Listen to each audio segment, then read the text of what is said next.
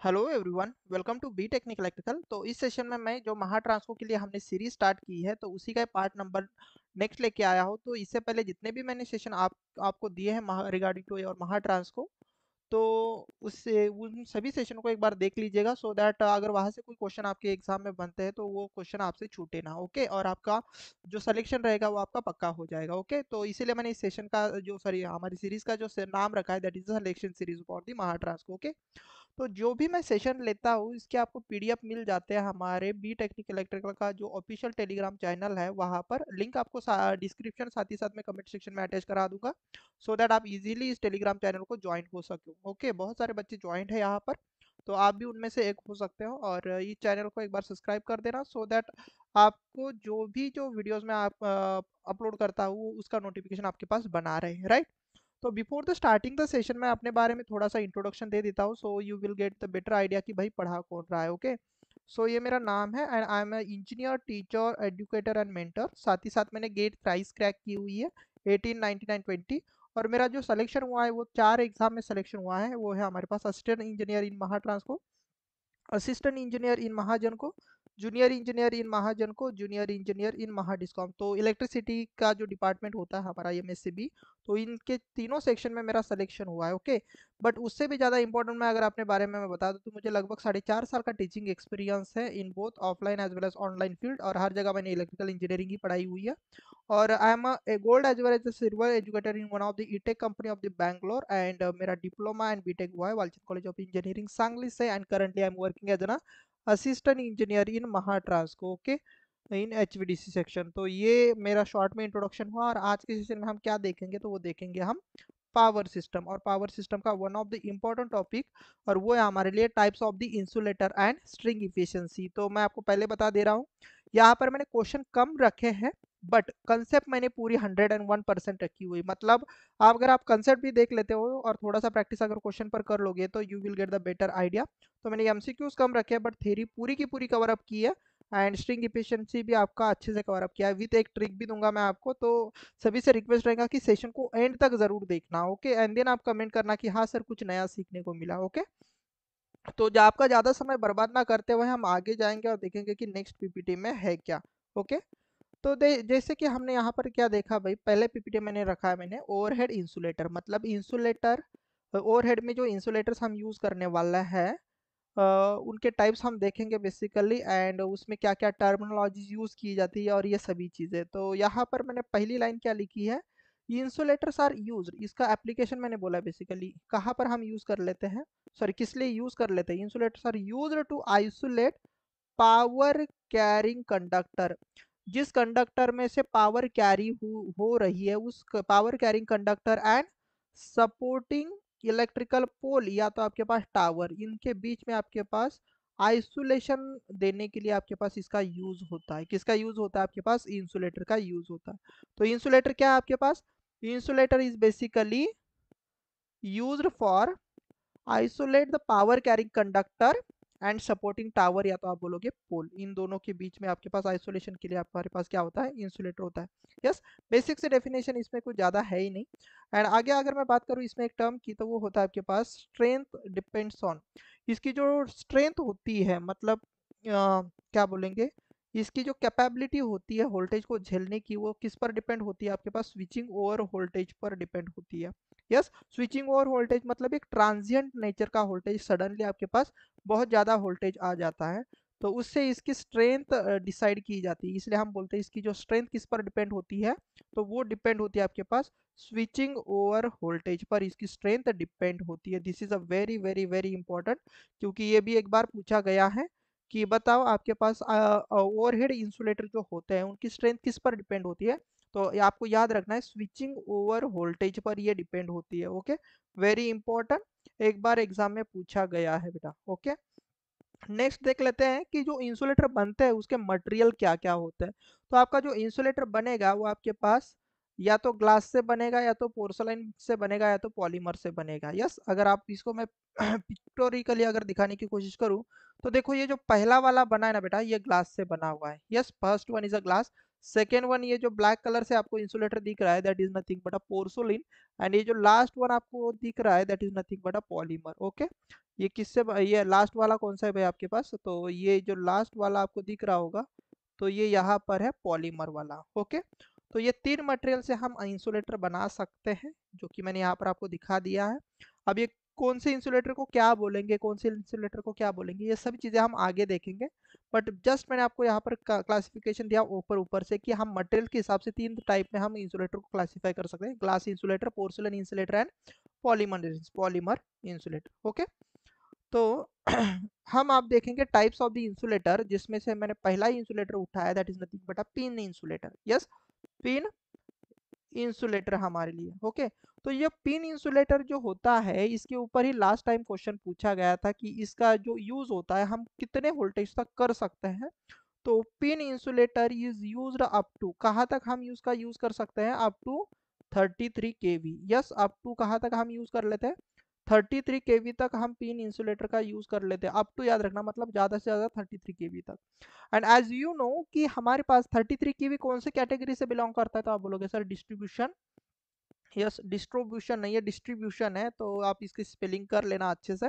तो ये डिस्ट्रीब्यूशन तक हम यूज कर लेते हैं। यस, सभी को पता होना चाहिए कि हमारे पास जो 66 केवी या तो आपके पास 66 केवी या तो उससे बड़े जो केवी वोल्टेज होते हैं बेटा, ये हमारे पास ट्रांसमिशन में आ जाते हैं। ओके, ये ट्रांसमिशन में आ जाता है ये वोल्टेज, या तो 66 केवी या तो 66 केवी के ऊपर, ये सभी ट्रांसमिशन लाइन के वोल्टेजेस हैं। एंड जो भी बिलो, याद रखना मैं यहाँ पर लिख रहा हूँ, बिलो आपके पास 66 केवी रहेंगे वो सभी के सभी, मतलब 66 केवी भी नहीं, 66 केवी से जितने भी छोटे आएंगे ये सभी आपके पास डिस्ट्रीब्यूशन में आ जाते हैं। ओके, डिस्ट्रीब्यूशन सिस्टम का ये वोल्टेज होता है, तो this is your distribution system. ऊपर वाला ट्रांसमिशन सिस्टम वाला वोल्टेज होता है। ओके, जनरेशन का कितना होता है, तो जनरेशन होता है आपके पास 11 केवी। आपके पास आप ले सकते हो 25 केवी भी बोला जा सकता है, ये कोई कैसे भी कर सकता है, कोई कोई 33 केवी तक भी कर लेता है, सॉरी नॉट 33 केवी, 3.3 मुझे बोलना था। तो जो जनरेशन होता है आपके पास 3.3 केवी का भी आपके पास हो जाता है, तो बहुत सारे रेंजेस में आप कर सकते हो, या फिर 6.6 केवी में भी जनरेशन हो सकता है। बट मोस्ट आपके पास फेमस जो जनरेशन होता है वो होता है 11 केवी में। ओके, तो ये जनरेशन वाली रेंजेस है पूरे की जो मैंने दी, तो this is your generation range, generation की जनरेशन सिस्टम का वोल्टेज है, याद रखना। अब जैसे हम फिर से एक बार मुद्दे पर आ जाते हैं कि ये मैंने क्यों बोला, क्योंकि ये भी एग्जाम में पूछा जाता है। तो डिस्ट्रीब्यूशन हम कहाँ तक कर लेते हैं, 33 केवी, तो 33 कौन से कैटेगरी में बिलोंग कर रहा है सर, डिस्ट्रीब्यूशन में, तो याद रखो। इसलिए हम पिन इंसुलेटर 33 तक ही सॉरी हम यूज कर लेते हैं ना, इसलिए हम यहाँ पर 33 केवी रखेंगे। यस, ओके, अब ये दिखता कैसे, तो ये देखो, ये ऐसा पिक्चर आपने देखा होगा कभी ना कभी लाइफ में। यस, तो ये जो है this is nothing but a pin insulator. Okay, और इसको अगर आप देख सकते हो तो आप यहाँ पर देख सकते हो, जो मैंने यहाँ पर दिखाने की कोशिश की है, तो आप यहाँ पर देख सकते हो। ये देखो, ये यहाँ पर एक इंसुलेटर है, यहाँ पर एक इंसुलेटर है, और ये यहाँ पर एक इंसुलेटर है। तो ये सभी के सभी कौन से इंसुलेटर है, ये पिन इंसुलेटर है। ये सभी के सभी कौन से इंसुलेटर है आपके पास, पिन इंसुलेटर है। यस, अब इसमें अगर मुझे कंडक्टर बिठाना है तो आप कुछ इस तरीके से बिठा सकते हो, मतलब ऐसे यहाँ पर ऐसा कंडक्टर जाएगा, ऐसे ये समझ लो कि ये कंडक्टर है, तो ये कुछ इस तरीके से कंडक्टर जाता है, देन इसको बांधा जाता है कुछ इस तरीके से। ओके, सो दैट ये कंडक्टर छूटे ना। यस, तो ये इस तरीके से आपके पास ये कंडक्टर बिठाया जाता है, तो ये आप 33 केवी तक यूज कर सकते हो। तो इसमें हम ज्यादा डिस्कशन तो नहीं करेंगे, इतनी काम की चीज है, और यही आपके एग्जाम में पूछा जाएगा। ओके, तो लेट्स सी कि आपके पास नेक्स्ट पीपीटी में मैंने कौन सा इंसुलेटर रखा है, और वो है आपके पास सस्पेंशन टाइप इंसुलेटर। कौन सा है, सस्पेंशन टाइप इंसुलेटर। और सस्पेंशन टाइप इंसुलेटर को ही कभी कभी स्ट्रिंग इंसुलेटर भी बोला जाता है। क्यों, क्योंकि इस सस्पेंशन टाइप इंसुलेटर में ना बहुत सारे छोटे छोटे डिस्क होते हैं। यस, इंसुलेटर के डिस्क होते हैं, और उस डिस्क से आपके पास कंबाइनली एक स्ट्रिंग बनती है, इसलिए आप इसको स्ट्रिंग इंसुलेटर भी बोलते हो, या फिर आप इसको सस्पेंशन इंसुलेटर भी बोलते हो। ये दोनों नाम है, याद रखना।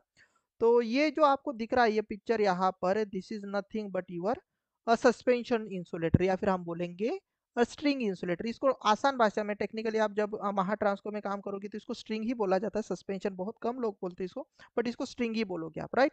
तो इसमें आपके पास ये जो छोटी छोटी चीजें दिख रही है ना, ये वाली चीज, तो ये एक डिस्क है बेसिकली। आगे मैं बताऊंगा कि ये सब चीज, ये एक सपोज एक डिस्क है, यहाँ पर आपके पास फिर से एक डिस्क है।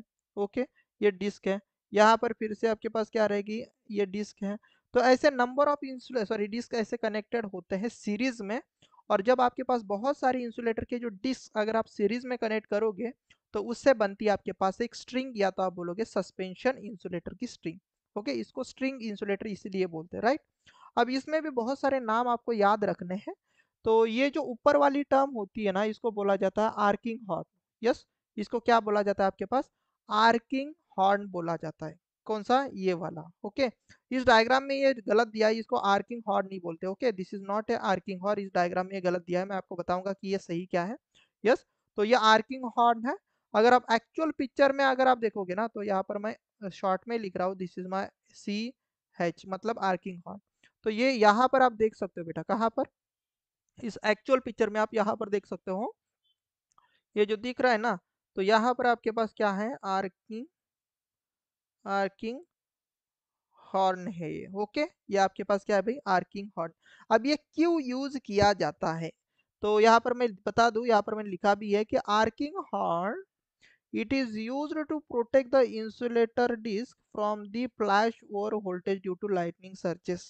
ओके, किसके वजह से ये प्रोटेक्ट, किससे प्रोटेक्ट करता है भाई आपके पास डिस्क को, जो भी फ्लैश ओवर होता है आपके पास टावर पर, उसके लाइटनिंग सर्जेस से आपके पास ये आर्किंग हॉर्न बचाता है। ओके, अब ये कैसे मैं आपको समझा दूं कि सपोज इधर टावर रहेगा, ये टावर की बॉडी, अब ये टावर के ऊपर सपोज कोई लाइटनिंग हुई और ये क्रॉस आर्म है, तो इस क्रॉस आर्म का कुछ हिस्सा यहाँ पर आएगा कि नहीं आएगा, सॉरी, क्रॉस आर्म से ये कनेक्टेड है, ध्यान से सुनना मेरी बात को। तो ये जो लाइटनिंग होगी तो उसका हिस्से के लिए यहाँ पर कुछ ना कुछ पाथ मिलेगा, तो यहाँ से आपके पास ये जो फ्लैश ओवर होता है वो हवा में थोड़ा सा, उसका मतलब क्या बोलेंगे हम, यहाँ पर फ्लैश ओवर आपको दिखाई देता है।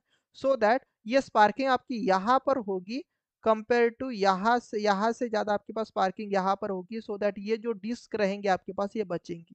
ओके, थोड़ा सा प्यार से समझने की कोशिश करना मैं क्या बता रहा हूँ, ये थोड़ा डिफिकल्ट है बट आप समझने की कोशिश करना। सस्पेंशन इंसुलेटर में नंबर ऑफ डिस्क होते हैं और वहां पर एक आर्किंग हॉर्न भी होता है। आर्किंग हॉर्न का काम मैं आपको बता दे रहा हूँ कि जब टावर पर लाइटनिंग हो जाती है तो उस लाइटनिंग का जो भी इफेक्ट आएगा वो इस स्ट्रिंग को डैमेज कर सकता है। यस, इस स्ट्रिंग को डैमेज कर सकता है, इसलिए हमने क्या किया, यहाँ पर उस लाइटनिंग वाले पाथ को यहाँ पर एक पाथ दिया बेसिकली, सो दैट वो यहाँ पर स्पार्किंग प्रोवाइड करे which is outside the string, so that ये स्पार्किंग यहाँ पर होंगी तो ये डिस्क आपके पास बचेंगी। नहीं तो अगर आपने ये ना लगाया रहता ना तो स्पार्किंग यहाँ पर होती और ये ऊपर वाली डिस्क हो सकता है आपके पास डैमेज हो जाए। यस, तो ये सब चीजें हो सकती थी, इसीलिए हम क्या लगाते हैं भाई यहाँ पर आर्किंग हॉर्न। तो all of you getting this concept right ना। और आर्किंग हॉर्न पिक्चर में अगर मैं दिखा दूं तो ये देखो यहाँ पर होती है, राइट, ये यहाँ पर आपके पास आर्किंग हॉर्न होती है। उसके बाद आपके पास और एक टर्म होती है that is nothing but a VD, और VD को हम बोलते हैं वाइब्रेशन डैम्पर या तो vibration bridge damper, stock bridge भी इसको बोला जाता है। तो क्या बोला है, वाइब्रेशन और stock bridge damper are placed near to the point of the support of the conductor and to reduce the vibration occurs due to non-uniform ice or wind loading. yes, किससे बचाता है आपके पास, ये वाइब्रेशन डैम्पर है भाई। तो vibration आपके पास vibration से ही बचाएगा ना कंडक्टर को। कहाँ पर लगाया जाता है, ध्यान से देखना। अब ये दोनों चीज क्या है, अब ध्यान देना यहाँ पर, ये दोनों चीज है क्या, तो आप बोलोगे sir these are the conductor, right. अब ये कंडक्टर के नजदीक ये जो छोटे छोटे गट्टू दिख रहे हैं ना आपको, यस, तो this is nothing but your VD। ये क्या है आपके पास, ये VD होती है बेटा, राइट। इसको बोला जाता है VD, वाइब्रेशन डैम्पर, या तो आप बोलोगे स्टॉक ब्रिज डैम्पर भी बोला जाता है। अब ये किससे बचाता है, तो ये इस कंडक्टर में आपके पास जो सॉरी एयर की वजह से जो प्रेशर आएगा, या फिर हम बोलेंगे जो ऑसोलेशन क्रिएट होंगे, यस, तो उस ऑसोलेशन ज्यादा ना बढ़े, इसलिए ये वाइब्रेशन डैम्पर यहाँ पर लगाए जाते हैं, सो दैट ये वाइब्रेशन थोड़े से डैम्प आउट हो जाए और कंडक्टर हमारा स्टेडी रहे। यस, तो ये इसलिए हम लगाते हैं यहाँ पर VD। यस, और ये यहाँ पर होती है बेटा आपके पास कोरोना रिंग, क्या होती है, इसको बोला जाता है कोरोना रिंग बोला जाता है, याद रखना कोरोना रिंग, या तो इसको कभी कभी गार्ड रिंग भी बोलते हैं। यस, गार्ड रिंग भी बोला जाता है। तो इसका आगे यूज मैं आगे बताऊंगा, अभी नहीं। तो आई होप आपको ये चीज समझ में आ गई होगी। तो यहाँ पर ये डायग्राम में गलत है। तो ऊपर वाली आर्क हॉर्न होती है बट नीचे वाले आपके पास ये जो टर्म है बेसिकली इसको क्या बोलते हैं हम, corona ring. Okay, corona ring इसको बोला जाता है। ओके, याद रखना। और इस डायग्राम में देखोगे तो ऑब्वियस सी बात है, ये क्या रहेगा, कंडक्टर रहेगा। एंड वेरी इंपॉर्टेंट थिंग, अब ये जो डिस्क है और ये जो नीचे वाली डिस्क है, इसके बीच में जो ये जो चीज होती है ना, ये इसको बोला जाता है मेटालिक लिंक। मेटालिक लिंक आप इसको बोलते हो, ओके। टेक्निकली इसको मेटालिक लिंक बोला जाता है। एंड जो डिस्क बनती है, जो डिस्क आपके पास ग्लास से बने या फिर पोर्सुलिन से बने, तो बेसिकली इसको क्या बोलते हैं हम? कैप बोलते हैं। क्या बोलेंगे? कैप बोलते हैं, यस। तो ये इंपॉर्टेंट है। तो कैप क्या है, इंसुलेटर क्या है? यस। मतलब इंसुलेटर या फिर हम एक डिस्क किसको बोल सकते हैं? तो एक डिस्क मतलब एक मेटालिक मेटालिक लिंक प्लस एक कैप आपके पास एक डिस्क बनाएगा। मतलब इस एक डिस्क में एक कैप एंड एक मेटालिक लिंक होती है, याद रखना। एक कैप में, सॉरी, एक डिस्क में एक कैप और एक मेटालिक लिंक होती है, और उसको अगर उससे अगर मैं डिस्क लगाता हूँ तो उससे मेरे पास स्ट्रिंग बनती है। और इसका जो वोल्टेज लेवल होता है, ये यूज किया जाता है कौन कौन से सभी वोल्टेज के लिए हम इसका यूज कर सकते हैं। 33 kV से लेके ऊपर से लेकर आप 76 kV, सॉरी, 765 kV तक। या तो आप बात करो तो अभी जो हमारी नई कंस्ट्रक्ट हो रही है लाइन 1200 kV की, उसमें भी आप इसका यूज कर लेते हो, यस। तो ये जो हमारे पास 33 kV है, या तो हम बोलेंगे इसका यूज, सॉरी, स्ट्रिंग इंसुलेटर का हम यूज 33 kV से लेके 765 kV तक, या तो हम बोलेंगे 1200 kV तक भी यूज कर लेते हैं। एंड यहाँ पर मैंने दो तीन चीजें बताई कि what is mean by the arcing horn और what is mean by the VD, right. चलो, नेक्स्ट चीज देख लेते हैं कि ये एक है क्या। अब जैसे हमने यहाँ पर देखा बेटा, तो ये क्या हमारे लिए, आप अभी सभी बोलोगे कि सर ये हमारे लिए क्या है सर? स्ट्रिंग है। क्या है? स्ट्रिंग है, या तो हम बोलेंगे सर सस्पेंशन इंसुलेटर, राइट। तो जो सस्पेंशन इंसुलेटर होता है वो किससे बनता है? तो वो बनता है आपके पास नंबर ऑफ किससे? तो वो बनता है आपके पास नंबर ऑफ डिस्क से। तो अब एक स्ट्रिंग में कितने डिस्क लगाना है, ये आपके लिए निकालना होता है, याद रखना। एक स्ट्रिंग में आपके पास कितने डिस्क लगाना है, ये आपको निकालना निकालना रहेगा। तो आप कैसे निकालोगे? तो उसके लिए बेसिक सा फॉर्मूला होता है। तो n is nothing but number of disc. जैसे अगर आप इसमें देखोगे, तो इसमें अगर आप काउंट करोगे तो कितना है? 1 2 3 4 5 6 7 8 9 10 11 12 13 14 15 16 17 18, राइट। तो 18 आपके पास ये डिस्क दिख रही है। तो ये जो 18 डिस्क लगाई है, ये किस हिसाब से लगाई है? फिर हम बोलेंगे ये क्यों हमने 18 ही लगाई, क्यों इससे ज्यादा नहीं, क्यों इससे कम नहीं? तो इसके लिए हमारे लिए एक फॉर्मूला होता है, मतलब नंबर ऑफ डिस्क निकालने का बेसिकली फॉर्मूला होता है, जिससे हम ये डिसाइड कर सकते हैं कि ये लाइन कितनी की होती है। तो यहाँ पर आपको क्या लेना है? नंबर ऑफ डिस्क निकालने के लिए फॉर्मूला क्या है? न्यूमरेटर में आपके पास operating phase voltage of the transmission line divided by the maximum withstand voltage of the each disc. एक डिस्क की मैक्सिमम विथस्टैंड वोल्टेज से डिवाइड करना है। जो भी फेज वोल्टेज रहेगा, ऑपरेटिंग वोल्टेज जो रहेगा वो फेज में होना चाहिए बेसिकली। देन उसको अगर आप विथस्टैंड वोल्टेज से अगर आप डिवाइड कर लोगे ना एक डिस्क के, तो आपको नंबर ऑफ डिस्क मिल जाएंगे। कैसे? थोड़ी देर बाद बताता हूँ मैं कि कैसे, ओके। तो इसको अगर मैं आसान भाषा में लिखना चाहूँ तो कैसे लिख सकता हूँ? जो भी ऑपरेटिंग लाइन वोल्टेज होता है normally 11 kV, 33 kV, what ever जो भी हम वोल्टेजेस बोलते हैं, 66 kV, 132 kV, that is nothing but your line voltage, right ना। तो लाइन वोल्टेज को अगर मुझे फेज बनाना है तो मैं क्या करूंगा? तो √3 से डिवाइड करूंगा, डिवाइडेड बाय, ध्यान से देखना, maximum withstand voltage of the each disc. तो ये हम अज्यूम कर लेते हैं कि जो मैक्सिमम विथस्टैंड वोल्टेज जो है, ध्यान से देखना, विथस्टैंड जो वोल्टेज है, विथस्टैंड वोल्टेज जो है आपके पास एक डिस्क का, ईच डिस्क का जो होता है, मैं आपको बता दूं, तो यह अज्यूम किया जाता है 11 kV, ओके। कितना ये अज्यूम किया जाता है? 11 kV। तो यहाँ पर आपके पास Vm लिखो, सपोज मैक्सिमम इंस्टेंट वोल्टेज। तो आप क्या बोलोगे? सर जो भी पर फेज वोल्टेज रहेगा डिवाइड बाय Vm से कर दोगे, तो आपके पास मैक्सिमम मैक्सिमम क्या, मैं sorry, number of disc insulator मिलेंगे। तो इससे महा ट्रांसफर में क्वेश्चन आया था। तो यहाँ पर मैं आपको एक चार्ट दूंगा, इस चार्ट को हम बना लेंगे सो दैट आपको ये चीज समझ में आ जाएगी। तो कैसे बनाएंगे? ध्यान से देखो अभी। यस। अभी ये मुझे बताना कि ये लाइन टू लाइन वोल्टेज है कि नहीं है। तो हमें सबसे पहले क्या करना पड़ेगा सर? इस लाइन वाले वोल्टेज मतलब 11 kV को क्या करना पड़ेगा? पर फेज डिवाइड बाय, एक की वैल्यू कितनी है? तो एक की वैल्यू कितनी है सर? एक डिस्क की है, 100 करने की सर वैल्यू कितनी है? मतलब Vm की वैल्यू तो हमें पता है ना कितनी भाई, 11 kV, राइट। फॉर्मूले में पुट कर रहे हैं हम, तो यहाँ पर करेंगे 11, तो ये कितना आ जाएगा? 1/√3, और 1/√3 अगर करोगे तो कितना आ जाता है? 0.577। मतलब ये कितने डिस्क लेगा? कम से कम कितने डिस्क लेगा? तो आप बोलोगे सर 0.577। अब मुझे बताओ, आधी अधूरी डिस्क भी रह सकती है क्या? नहीं। तो इसको हम पूरा इंटीजर नंबर बनाएंगे ना, मतलब हम बोलेंगे एक डिस्क लगेगी। मतलब 11 केवी का अगर वोल्टेज होता है तो हम वहां पर कितने डिस्क लगाते हैं, एक डिस्क लगाते हैं। तो this is very very important. Yes, 11 केवी के लिए एक डिस्क लगाई जाएंगी।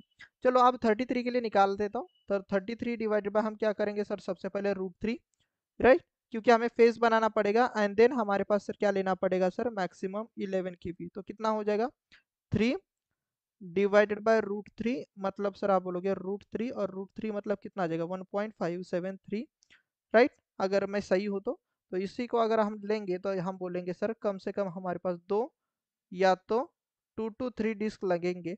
बट याद रखना, हम कभी भी ना वर्स्ट कंडीशन को कंसिडर करके ही चलते हैं। अब वर्स्ट कंडीशन को जब हम कंसिडर करके चलेंगे तो हम कम से कम नहीं लेंगे, हम ज़्यादा से ज़्यादा लेने की कोशिश कर लेते हैं। मतलब हम बोलेंगे सर 33 केवी के लिए हम 3 इंसुलेटर यूज़ कर लेते हैं, राइट, 3 डिस्क यूज़ कर लेते हैं, राइट। वैसे ही मुझे बताना कि 66 के लिए क्या करेंगे। तो हम क्या करेंगे, 66 divide by √3 divided by 11। Yes, याद रखना ये पर फेज बनाना है, न्यूमरेटर में सबसे पहले पर फेज बनाओ, नहीं तो आप क्या करते हो, सीधा सीधा 66 डिवाइडेड बाय 11 कर लेते हो। बहुत सारे बच्चे ये गलती कर लेते हैं, क्योंकि ये पर फेज वोल्टेज है बेटा, न्यूमरेटर में पर फेज है। तो हम क्या करेंगे, 66 डिवाइड बाय √3 करेंगे। तो ये पहले नंबर कितना आ जाएगा, तो आप बोलोगे सर ये आ जाएगा 38.105 डिवाइडेड बाय, अगर आप 11 करोगे तो आपको ये परफेक्ट नंबर देगा। तो आप क्या बोलोगे सर, ये आपके पास बन रहा है 3 एक सेकेंड अच्छे से लिख लेता हूँ कितना बन रहा है मेरा नंबर, ये बन रहा है सर 3.464। तो इसी को अगर मैं अप्रोक्सीमेट करूँ तो कितने में डिस्क ले सकता हूँ, तो ये 3 पॉइंट समथिंग से मतलब आगे हम जाएंगे तो 66 के लिए हमारे पास कितने डिस्क रहेंगे बताओ, कितने डिस्क हम ले सकते हैं 66 के लिए। तो आप बोलोगे सर 4 से लेके ज़्यादा से ज़्यादा 5 या तो 6 डिस्क ले सकते हो। याद रखना 4 to 5 डिस्क हम ले सकते हैं, थोड़ा सा बढ़ाएंगे हम, 1 2 डिस्क हम ज़्यादा ही लेते हैं, राइट ना। तो इस रेंज में आपके पास आंसर रहेगा। वैसे आप 110 के लिए क्या करोगे, तो 110 एक लाइन वोल्टेज है। तो सबसे पहले सर उसको फेस करेंगे, डिवाइड बाय एक की कैपेसिटी कितनी है सर, तो आप बोलोगे सर एक की कैपेसिटी 11 की है। तो इसको सॉल्व करो तो कितना आ जाएगा भाई, 10 डिवाइड बाय √3, और 10 डिवाइड बाय √3 मतलब कितना आ जाएगा, देखो तो एक बार कितना आ जाएगा, 10 डिवाइडेड बाय √3। अभी मैं कैलसी यूज़ कर रहा हूँ क्योंकि मुझे यहाँ पर टाइम पास नहीं करना। तो ये कितना हो जाएगा भाई आपके पास, यह आ जाएगा 5.777। अब इसी को अगर मैं अप्रोक्सीमेट करूंगा तो आप क्या बोलोगे सर, 6 से लेके 7 आपके पास डिस्क लगेंगे। यस, 6 से लेके 7 डिस्क आपको लगेंगे। वैसे 132 के लिए निकाल के दिखाओ तो आप बोलोगे 132 डिवाइड बाय हम करेंगे √3, पहले तो फेज बना लेंगे सर। एंड देन सर एक की कैपेसिटी सर 11 की है, तो इसके लिए निकालना बेटा, 132 डिवाइडेड बाय √3 करोगे तो कितना आएगा ये, तो ये आएगा देखो 76.21 डिवाइडेड बाय 11 करोगे तो आपका जो आंसर आएगा वो कितना होगा, तो ये होगा देखो 6.92। मतलब हम क्या बोलेंगे सर, 7 से लेके हम 8 या तो 9 तक हम जा सकते हैं। तो सपोज 8 ले लिया हम, तो इतने डिस्क लगेंगे। यस, वैसे आप मुझे बताना कि आप 122 के लिए कितना लेके आओगे। तो ये टेबल आप याद ही रखना क्योंकि इंपॉर्टेंट है। तो आप बोलोगे सर 122 डिवाइड बाय, हम सर पर फेस करेंगे, डिवाइड बाय 11 करेंगे, राइट। तो 122 डिवाइडेड बाय √3 डिवाइडेड बाय हम फिर से करेंगे सर 11। तो आप क्या बोलोगे सर, लगभग हमारे पास 11.54, मतलब हम क्या बोलेंगे सर, 12 से लेके 13 डिस्क हमें लगेंगे सर, 12 से लेके 13 डिस्क हमें लगेंगे। और जो महा ट्रांसको में जो क्वेश्चन आया था वो ये आया था, राइट। लास्ट टाइम जो महा ट्रांसको में क्वेश्चन आया था कि 400 केवी के लिए कितने नंबर ऑफ डिस्क लगेंगे, तो वो कैसे सॉल्व करना था। तो वो क्वेश्चन बहुत ही प्यारा सा और नन्हा सा था, इसको ऐसे आप सॉल्व कर सकते थे।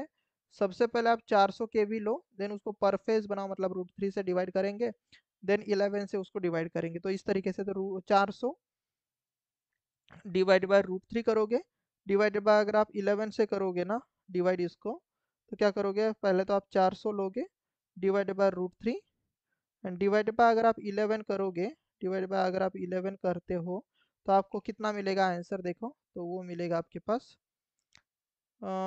20.99। मतलब अप्रोक्सीमेटली आप लिख सकते हो सर 11 21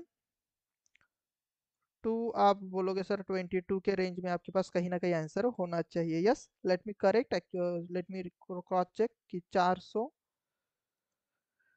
400 डिवाइड बाय सबसे पहले आएगा √3 डिवाइडेड बाय हमारे पास होगा 11, तो ये 20.99। तो इसके बीच में आपके पास जो भी आंसर हो सकता है, याद रखना एग्जाम में ना कभी कभार बाद ये नंबर नहीं आते कि 21 या तो 22। यस, तो इसके नजदीक वाले नंबर को आपको ढूंढना है, इसके नजदीक वाले नंबर को आपको ढूंढना है। तो आपके लिए दो मैं होमवर्क देता हूँ, आप खुद ही सॉल्व कर लेना कि ये दो का के लिए कितने नंबर ऑफ डिस्क आएंगे, मुझे कमेंट सेक्शन में बताना। बाकी तो मैंने टेबल बना ही दिया, तो ये होमवर्क इसलिए रखे सो दैट आपको भी एक अच्छा खासा आइडिया आ जाए। ओके, लेट्स सी कि हमारे पास नेक्स्ट पीपीटी में है क्या, और वो है हमारे लिए स्ट्रेन इंसुलेटर। बहुत ही प्यारा सा और इम्पोर्टेंट, और ये भी महाट्रांसको में यहाँ से भी क्वेश्चन आया था। तो इंसुलेटर से आपके पास 3 क्वेश्चन बने थे, वैसे ही यहाँ पर भी आपको ध्यान देना है कि जो स्ट्रेन इंसुलेटर होता है ये आपको सबसे पहले पता होना चाहिए कि कहाँ पर यूज किया जाता है। तो यहाँ पर मैं अगर बता दूं, it is used in road as well as river, और आप बोलोगे रेलवे क्रॉसिंग पर हम इसका यूज कर लेते हैं, या तो हम बोलेंगे dead and tower of the dead and tower के लिए हम इसका यूज कर लेते हैं। क्यों? क्योंकि इससे सैग हमारे पास रिड्यूस हो जाता है। ये सैग वाला कंसेप्ट मैं नेक्स्ट सेशन में लेके आऊंगा, डोंट वरी। अभी बस आप ध्यान देना कि स्ट्रेन इंसुलेटर कहाँ कहाँ पर यूज किया जाता है। Road, river, sorry railway, river crossing पर यूज किया जाता है, या तो हम बोलेंगे डेड एंड, मतलब जहां पर हमारा टावर एंड हो रहा है, यहाँ पर हमारी लाइन एंड हो रही है, वहां पर हम इसका यूज कर लेते हैं। किसका? स्ट्रेन इंसुलेटर का हम बेसिकली यूज कर लेते हैं। क्यों? क्योंकि वो उस तरीके से करने से हमारे पास सैग क्या हो जाता है भाई, रिड्यूस हो जाता है। सैग क्या है आगे हम देखेंगे, अभी इसके बारे में ना सोचे, बस इतना ही समझ लो। और ये भी क्वेश्चन महाट्रांसको में आया था कि डेड एंड पर हम कौन सा वाला इंसुलेटर यूज कर लेते हैं, तो वो होता है हमारे पास स्ट्रेन इंसुलेटर। इतना प्यारा सा और नन्हा सा क्वेश्चन आपको पूछा गया था। ओके, महाट्रांसको में। तो ये इंपॉर्टेंट लाइन है जो मैंने अभी यहाँ पर लिख के दिया। ओके, चलो इसको अगर पिक्टोरियली देखेंगे तो देखो कुछ इस तरीके से आपको दिखाई दे रहा है। तो ये देखो, ये टपोल या तो टावर है जो कि एंड हो रही है लाइन। तो ये जो आपके पास ये चीजें जो बन रही है ना, that is nothing but a strain insulator, और यहाँ पर देख सकते हो आप कंडक्टर है, राइट। तो इस तरीके से आपके पास स्ट्रेन इंसुलेटर होता है। अगर इसमें बात करूँ तो क्या बोला है कि sag is inversely with the tension, by increasing the tension sag is reduce. Yes, अब देखो सैग का अगर आपको बेसिक सा फॉर्मूला पता रहेगा ना, तो चलो मैं इसका तो सेशन लूंगा, बट आपको सबको बेसिक सा फॉर्मूला पता होगा कि सैग क्या होता है sir, total weight into length का square divide by 8 into T. तो मुझे बताओ जो सैग एंड टी है ये इनवर्सली प्रोपोर्शनल है कि नहीं है, राइट। सैग एंड टी आपके पास क्या है, इनवर्सली प्रोपोर्शनल है कि नहीं है, राइट। तो मतलब अगर मेरे पास सैग कम कराना है तो मुझे टेंशन बढ़ाना पड़ेगा, और टेंशन आप तब बढ़ा पाओगे जब आप स्ट्रेन इंसुलेटर यूज कर लोगे।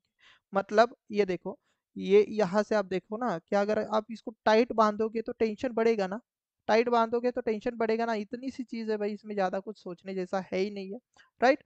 तो टेंशन बढ़ाने से आपके पास सैग डिक्रीज हो जाता है, इसीलिए हम डेड एंड पर स्ट्रेन इंसुलेटर का यूज कर लेते हैं, और यही चीज मैंने यहाँ पर लिखी हुई है। तो strain insulator are practically used in increasing tension. Yes, अभी मैंने बताया टेंशन इंक्रीज कराने के लिए हम स्ट्रेन इंसुलेटर का यूज कर लेते हैं, so that sag is minimise, so that हमारे पास सैग क्या हो जाए, मिनिमाइज हो जाए। These insulators are practically used in railway road, river crossing, dead end and the first tower of the substation। यहाँ पर इसका यूज किया जाता है, बहुत ही इंपॉर्टेंट है। डेड एंड या तो फर्स्ट टावर, या तो आपके पास जहाँ पर रिवर क्रॉसिंग है, रेलवे क्रॉसिंग है, यस यहाँ पर, या फिर हम बोलेंगे रोड क्रॉसिंग है, वहां पर हम इस तरीके के टावर का यूज कर लेते हैं। यस, बहुत ही प्यारा सा ये इंसुलेटर है, इसमें भी कुछ नहीं है। चलो नेक्स्ट हम देख लेते हैं कि इंसुलेटर वो है हमारे पास शक्ल इंसुलेटर। ये बहुत ही प्यारा सा और नन्हा सा इंसुलेटर है, राइट। ये आपके पास बहुत ही प्यारा सा और नन्हा सा इंसुलेटर है, और वो है शक्ल इंसुलेटर। दिखने में कुछ इस तरीके से होता है। एंड अगर आप जहाँ पर देख रहे होंगे तो इसी तरीके का पोल, या तो इसी तरीके का पोल आपके पास, सॉरी, इस तरीके के छोटे छोटे पोल आपके गली में भी होते हैं, राइट ना। तो वहां पर आपके पास यहाँ से मीटर का कनेक्शन आपके घर में आ जाता है, राइट। यहाँ से और यहाँ से दो आएंगे कनेक्शन, आपके पास एनर्जी मीटर में आ जाएगा, देन आपके घर में आ जाती है सब चीज़ें, राइट। तो ये सब चीज़ें आपको देखने को मिलती है। तो ये जो इंसुलेटर है basically that is nothing but your शक्ल इंसुलेटर, तो इसको हम बोलते हैं शक्ल इंसुलेटर। अब आप अगर सोचोगे तो आपके घर के बाहर कितने की लाइन होती है, कितने वोल्टेज का वोल्टेज होता है भाई, कितना का वोल्टेज होता है, तो 440 केवी होता है ना, केवी नहीं भाई सॉरी, 440 वोल्ट ही होता है ना, राइट। तो इसीलिए हम क्या करते हैं, जो सेकल इंसुलेटर है ये यूज कर लेते हैं सेकेंडरी डिस्ट्रीब्यूशन सिस्टम में। कहाँ पर यूज कर लेते हैं, सेकेंडरी डिस्ट्रीब्यूशन सिस्टम में, जो कि 440 केवी नहीं, मैंने यहाँ पर फिर से एक बार टाइपिंग मिस्टेक की है, तो यहाँ पर केवी नहीं होगा भाई, तो ये कोई माइंड मत कर लेना। तो दिस इज नॉट अ 440 केवी, तो इसको मैं हटा दूंगा। तो यहाँ पर केवी नहीं है, के नहीं, याद रखना, ठीक है। तो दिस इज नॉट अ केवी, तो यहाँ पर 440 वोल्ट है बस, यस। तो ये केवी नहीं है, याद रखना, 440 वोल्ट, बस इतना ही है। और ये सेकेंडरी डिस्ट्रीब्यूशन क्यों मैंने बोला, तो आपको पता होगा कि डिस्ट्रीब्यूशन दो तरीके के होते हैं, एक होता है primary distribution, yes. Primary distribution आपके पास कहाँ से लेके कहाँ तक होता है, याद रखना। तो ये होता है सर 11 केवी, सॉरी 33 केवी से लेके 11 केवी तक आपके पास होता है, 33 केवी से लेके 11 केवी तक, ये प्राइमरी। एंड 440 वोल्ट से लेके एंड बिलो, चलो 440 वोल्ट एंड बिलो, मैं यहाँ पर लिखता हूँ एंड, जो बिलो रहेगी चीजें, बिलो, यहाँ पर क्या लिखूंगा मैं, 440 एंड बिलो, तो उसको हम बोलते हैं ये secondary, secondary distribution, okay, distribution हम इसको बोलते हैं, गेटिंग। ये इंपॉर्टेंट चीज है एग्जाम के पॉइंट ऑफ व्यू से भी, ओके। चलो आगे देख लेते हैं कि आगे है क्या। नेक्स्ट इंसुलेटर हमारे लिए जो यूज किया जाता है हमारे सिस्टम में, वो होता है guy insulator, sorry guy wire insulator. और it is used to support the tower pole, जो भी टावर या तो हमारे पास पोल होते हैं उसको सपोर्ट करने के लिए इस तरीके का इंसुलेटर यूज किया जाता है। इसीलिए इसकी कोई भी वोल्टेज रेटिंग नहीं होती है। इसको अगर मैं पिक्टोरिकली दिखा दूं तो देखो, ये कुछ इस तरीके से आपको यहाँ पर पिक्चर दिखाई दे रहा होगा, बट एक्चुअल में अगर आप देखोगे तो यहाँ पर आप देख सकते हो कि कैसा है। तो ये देखो, ये टावर है ना, this is nothing but tower, तो उसको सपोर्ट देने के लिए हमने यहाँ पर एक इंसुलेटर लगाया हुआ है, that is nothing but your guy insulator, okay. Guy wire insulator है आपके पास यहाँ पर, राइट। ये आपके पास गाय वायर इंसुलेटर, यस। तो ये चीजें आपको पता होनी चाहिए, तो ये बस सपोर्ट के लिए होता है, इसलिए इसका कोई भी वोल्टेज रेटिंग नहीं होता है। तो मैं यहाँ पर दिखा देता हूँ कि this is nothing but your guy wire, guy wire insulator, okay, guy wire insulator है, यस। और ये आपके पास ऐसा समझ लो कि या तो ये आपके पास पोल है, या तो आप इसको टावर भी छोटा सा बोल सकते हो, कोई दिक्कत नहीं। तो टावर या तो पोल को ये सपोर्ट देने के लिए गाय वायर इंसुलेटर यूज किया जाता है, यस। इसमें कुछ ज्यादा चीजें है ही नहीं। चलो देन नेक्स्ट इंसुलेटर हम देख लेते हैं, और जो कि, सॉरी, जो कि हमारे पास पोस्ट इंसुलेटर। अब ये पोस्ट इंसुलेटर कैसे होते हैं या फिर किस लिए यूज किए जाते हैं, use in a substation to support CT PT या तो सीवीटी। अब ये किस लिए यूज किया जाता, जो हमारे पास करंट ट्रांसफार्मर, पोटेंशियल ट्रांसफार्मर, या तो आपके पास कैपेसिटिव वोल्टेज ट्रांसफार्मर, सीवीटी का मतलब होता है कैपेसिटिव वोल्टेज ट्रांसफार्मर। तो इन सभी को सपोर्ट करने के लिए बेसिकली हम कौन सा इंसुलेटर यूज कर लेते हैं, तो वो होता है हमारे पास पोस्ट इंसुलेटर, यस। तो ये सीवीटी अलग चीज होती है, मतलब एक वीटी होता है या फिर हम बोलेंगे पीटी होता है, बट जो कैपेसिटर से बनता है, इसको मैं कभी टाइम मिलेगा ना तो बताऊंगा आपको सीवीटी के बारे में। जस्ट अभी आप फुल फॉर्म याद रखो कि सीवीटी मतलब कैपेसिटिव वोल्टेज ट्रांसफार्मर होता है, यस, कैपेसिटिव वोल्टेज ट्रांसफार्मर।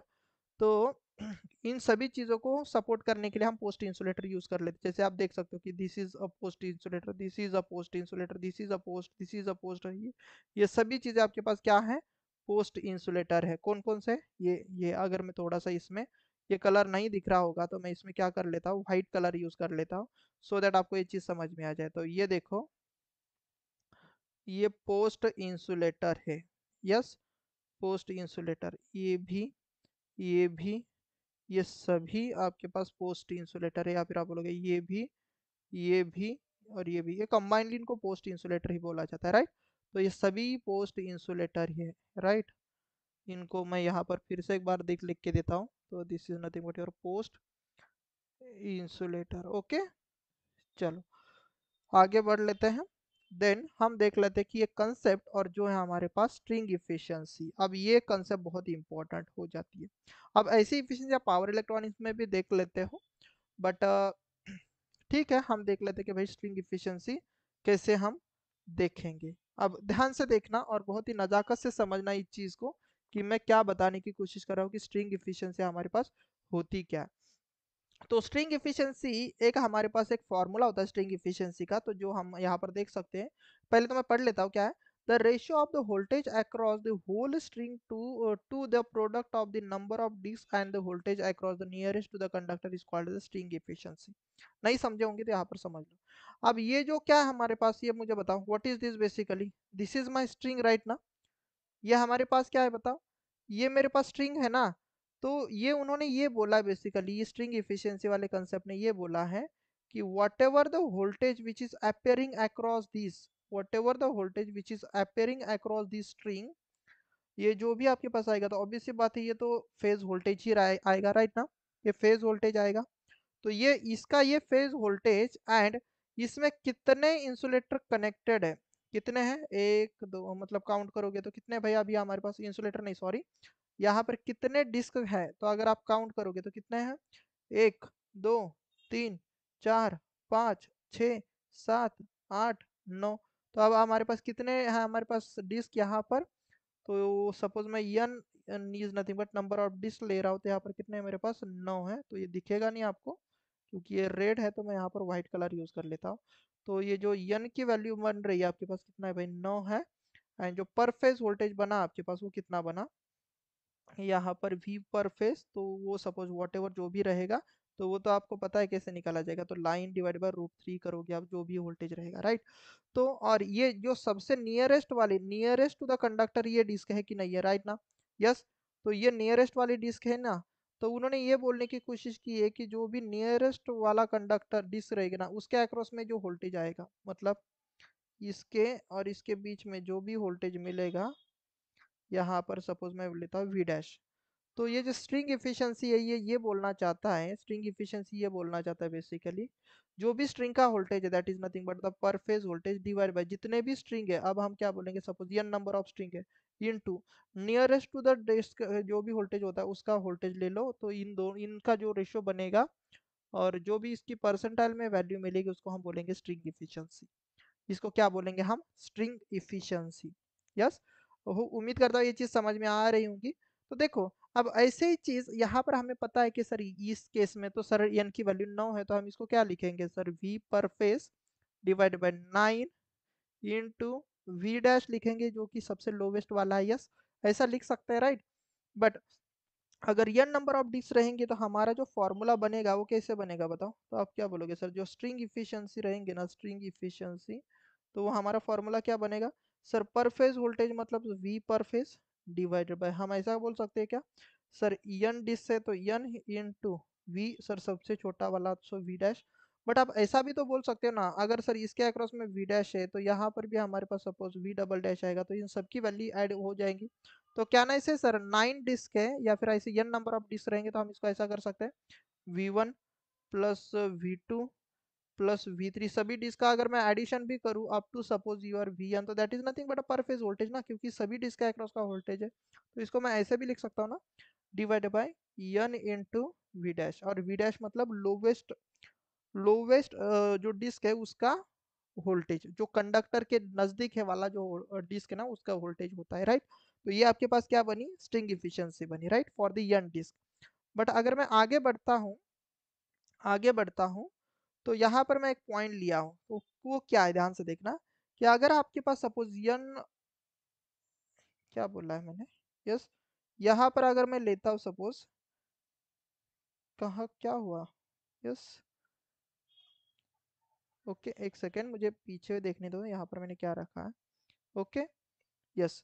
तो देखो आपके पास ये जो ऊपर वाला फॉर्मूला है ये जो नीचे वाला फॉर्मूला ये तो सेम ही है राइट। तो यहाँ पर अगर सपोज मैं 3 डिस्क के लिए लेता हूँ, 3 डिस्क के लिए अगर फॉर्मूला लेता हूँ तो 3 डिस्क के लिए क्या बनेगा, suppose n is equal to अगर मैं 3 ले लूँ तो ये बहुत फेमस फॉर्मूला हो जाता है। एक सेकंड मुझे अच्छे से लिखने दो। सपोज मेरे पास n इज इक्वल टू 3 रहेंगे तो ये जो स्ट्रिंग इफिशियंसी का फॉर्मूला कैसे बनेगा, तो यहाँ पर मैं स्ट्रिंग लिख रहा हूँ और उसकी मुझे चाहे परसेंटेज ऑब्वियस सी बात है इफिशियंसी, तो ये v1 plus v2 plus suppose v3 हो जाएगा डिवाइडेड बाय आपके पास क्या होगा भाई सर, यहाँ पर n की वैल्यू कितनी हो जाएगी 3, और सबसे लोवेस्ट वाली जो स्ट्रिंग होती है suppose that is a v3, तो आप इस तरीके से इसकी परसेंटेज इफिशियंसी निकाल सकते हो। यस। तो ये चीज तो सबको समझ में आनी चाहिए, ज्यादा कुछ इसमें था ही नहीं ज्यादा डिस्कशन करने जैसा राइट। ओके। अब ध्यान से देखना है, यहाँ पर कुछ पॉइंट मैंने रखे हुए हैं और उस पॉइंट को आपको ध्यान से समझना है। क्या क्या बोला है कि greater the string efficiency means uniform voltage is voltage distribution. अब ये चीज आपको आगे समझ में आएगी जब मैं न्यूमेरिकल आपको पढ़ाऊंगा। इफिशियंसी ग्रेटर होने का मतलब ये होता है कि ये जो डिस्क है बेसिकली, ध्यान से सुनना, ये जो ये जो स्ट्रिंग है ना, इसके हर एक डिस्क के अक्रॉस में equal equal equal equal equal equal ही वोल्टेज जाएगा। मतलब ऐसी इसमें कोई भी क्या बोलेंगे हम, क्या बोलेंगे उसको, ऐसा इसमें ऐसा कुछ चीज सीन ही नहीं होगा कि भाई किसी डिस्क के लिए ज्यादा वोल्टेज मिले या तो किसी डिस्क के लिए आपके पास कम वोल्टेज मिले। यस। तो अगर स्ट्रिंग इफिशियंसी अगर आपके पास ग्रेटर है, इसका ये मतलब होता है, या फिर हम बोलेंगे अगर स्ट्रिंग इफिशियंसी जितनी ज्यादा ग्रेटर रहेंगी, वो हम ये आसानी से बोल सकते हैं कि जो वोल्टेज इस पहले वाले डिस्क के अक्रॉस में है, उतना ही सपोज वोल्टेज इस सेकंड वाले डिस्क के अक्रॉस में भी रहेगा, थर्ड वाले के भी, फोर्थ वाले के भी। ऐसे आपके पास ये सभी के अक्रॉस में सपोज इक्वल इक्वल ही वोल्टेज रहेगा। ये इसकी गारंटी लेने की कोशिश करता है। कब? जब हमारे पास स्ट्रिंग इफिशियंसी बढ़ जाती है। और जितनी स्ट्रिंग इफिशियंसी घटेगी, तो उतना आपके पास क्या हो जाता है कि वोल्टेज अनइक्वल इन स्ट्रिंग के बीच में आ जाता है। बट अगर आप प्रैक्टिकली देखोगे ना, तो दो जो आपके पास disc near to the conductor होता है, नियर टू द कंडक्टर, तो ऑब्वियसली बात है वहां पर हाई इलेक्ट्रिकल स्ट्रेस होता है, क्योंकि वो नियर टू द कंडक्टर है। और जितना इलेक्ट्रिकल ज्यादा स्ट्रेस रहेगा, यहाँ पर आपके पास इलेक्ट्रिकल स्ट्रेस ज्यादा रहेगा, तो इसके अक्रॉस में वोल्टेज भी ज्यादा रहेगा, राइट, कंपेयर टू सपोज ये ऊपर वाले डिस्क के हिसाब से, राइट। तो इसका मतलब यहाँ पर आपको हाई वोल्टेज देखने को मिलेगा और इसके कंपैरिजन में यहाँ पर आपको कम वोल्टेज देखने को मिलेगा, राइट। तो ये ऐसी चीज नहीं होनी चाहिए। अगर ऐसा हुआ तो हमारे पास ये जो डिस्क का है, ये जो डिस्क है, सॉरी, ये जो स्ट्रिंग है, इस स्ट्रिंग की नीचे वाली सपोज जो भी डिस्क रहेंगी वो सबसे पहले डैमेज हो जाएंगे, राइट ना, क्योंकि उसके ऊपर ज्यादा इलेक्ट्रिकल स्ट्रेस रहेगा। तो हम ये नहीं चाहते, राइट ना। आइडियली प्रैक्टिकली ऐसा ही होता है कि यहाँ पर ज्यादा हमारे पास वोल्टेज आपको दिखाई देता है नीचे वाले स्ट्रिंग के, सॉरी, डिस्क के नजदीक। जैसे जैसे ऊपर जाओगे तो आपके पास वोल्टेज कम दिखाई देने लगता है, राइट। तो ये प्रैक्टिकली होता है। बट आइडियली हम चाहते हैं कि सभी के अक्रॉस में हमारे पास वोल्टेज सेम ही आ जाए, राइट। तो ये पॉइंट समझ में आ गया कि ग्रेटर इफिशियंसी का मतलब हमारे पास होता है कि यूनिफॉर्म वोल्टेज आपके पास डिस्ट्रीब्यूशन हुआ स्ट्रिंग के अक्रॉस में। आगे क्या लिखा है? Stream efficiency becomes 100%। कब हमारे पास 100% हो सकती है? If voltage across the each disk is exactly same। कैसा बोला हमने? सभी डिस्क के अक्रॉस में एग्जैक्टली अगर same same same same voltage अगर बंटवारा हुआ, तब हम क्या बोलेंगे कि स्ट्रिंग इफिशियंसी कैसी है? 100% है। But it is a ideal case. ये कैसी हमारे पास? ये आइडियल केस है। Practically it is impossible scenario. ऐसा कभी भी होता नहीं है, राइट ना। ओके, अभी अभी मैंने बताया था कि ऐसा कभी भी नहीं होगा कि आपके पास सभी डिस्क के अक्रॉस में इक्वल ही वोल्टेज जाएगा। ये आइडियली हम कर सकते हैं, बट प्रैक्टिकली ऐसा नहीं होता है। प्रैक्टिकली स्ट्रिंग इफिशियंसी आपके पास 100% नहीं होती है। यस। तो आइडियली आपके पास हो जाएगी, बट प्रैक्टिकली नहीं होती है। तो ये इस बात को समझ लो। हावेवर, बट एक कंडीशन एक्सेप्शनल है यहाँ पर। However for the DC voltage the insulator capacitance are ineffective. Insulator का कैपेसिटेंस क्या हो जाता है भाई? Ineffective. And across and voltage across the each unit will be the same. हर एक डिस्क के अक्रॉस में आपके पास वोल्टेज सेम देखने को मिलेगा। क्यों? मैं आपको बताता हूँ थोड़ी देर बाद, क्योंकि आपको ये चीज थोड़ी सी डिफिकल्ट जाएगी। जो बच्चे जानते हैं उनके लिए नहीं, बट जो नहीं जानते उनके लिए मैं बता रहा हूँ। देखो, ये जो डिस्क है बेसिकली है क्या? तो ये कैपेसिटर से हम रिप्लेस कर सकते हैं ना। डिस्क का बिहेवियर कैपेसिटर जैसा होगा कि नहीं होगा, राइट। और सपोज अगर मैं कैपेसिटर को एक डीसी सप्लाई लगा देता हूँ, तो यहाँ पर सपोज मैंने वीडीसी सप्लाई लगा दिया और ये कैपेसिटर है, तो डीसी कैपेसिटर के केस में कैसे बिहेव करता है? ओपन सर्किट जैसा बिहेव कर लेता है ना, राइट। अगर डीसी के केस में कैपेसिटर ओपन सर्किट जैसा बिहेव करेगा, तो आप क्या बोलोगे? सर, हर जगह पर हमें open circuit open circuit open circuit ही देखने को मिलेगा। तो इसके वजह से इसमें जो मटेरियल यूज किया इसका कुछ हमें कुछ लेना देना ही है नहीं, राइट। तो हर जगह पर सी की वैल्यू कितनी आ जाएगी आपके पास? इनफाइनाइट आ जाएगी। तो इसीलिए हम क्या बोलेंगे सर? इसलिए बेटा हम यहाँ एक सी की वैल्यू इनफाइनाइट नहीं, सी की वैल्यू 0 बन जाएगी। इसलिए हम क्या बोलेंगे सर? यहाँ पर हर जगह पर हमारे पास voltage equal equal equal distribute होगा। यस। तो डीसी के केस में हमारे पास कैपेसिटिव जो नेचर होता है वो ओपन सर्किट जैसा बिहेव करने लगता है, मतलब इनइफेक्टिव होता है। कोई भी उसका इफेक्ट वहां पर हमारे पास होता नहीं है। तो इसीलिए हमारे पास सभी कैपेसिटर, सॉरी, सभी स्ट्रिंग के अक्रॉस में सॉरी सभी स्ट्रिंग जो है हमारे पास उसकी जो डिस्क है, हर एक डिस्क के अक्रॉस में equal equal equal equal voltage का बंटवारा हो जाता है। तो इसीलिए डीसी के केस में आप जो स्ट्रिंग इफिशियंसी बोल सकते हो वो 100% बोल सकते हो।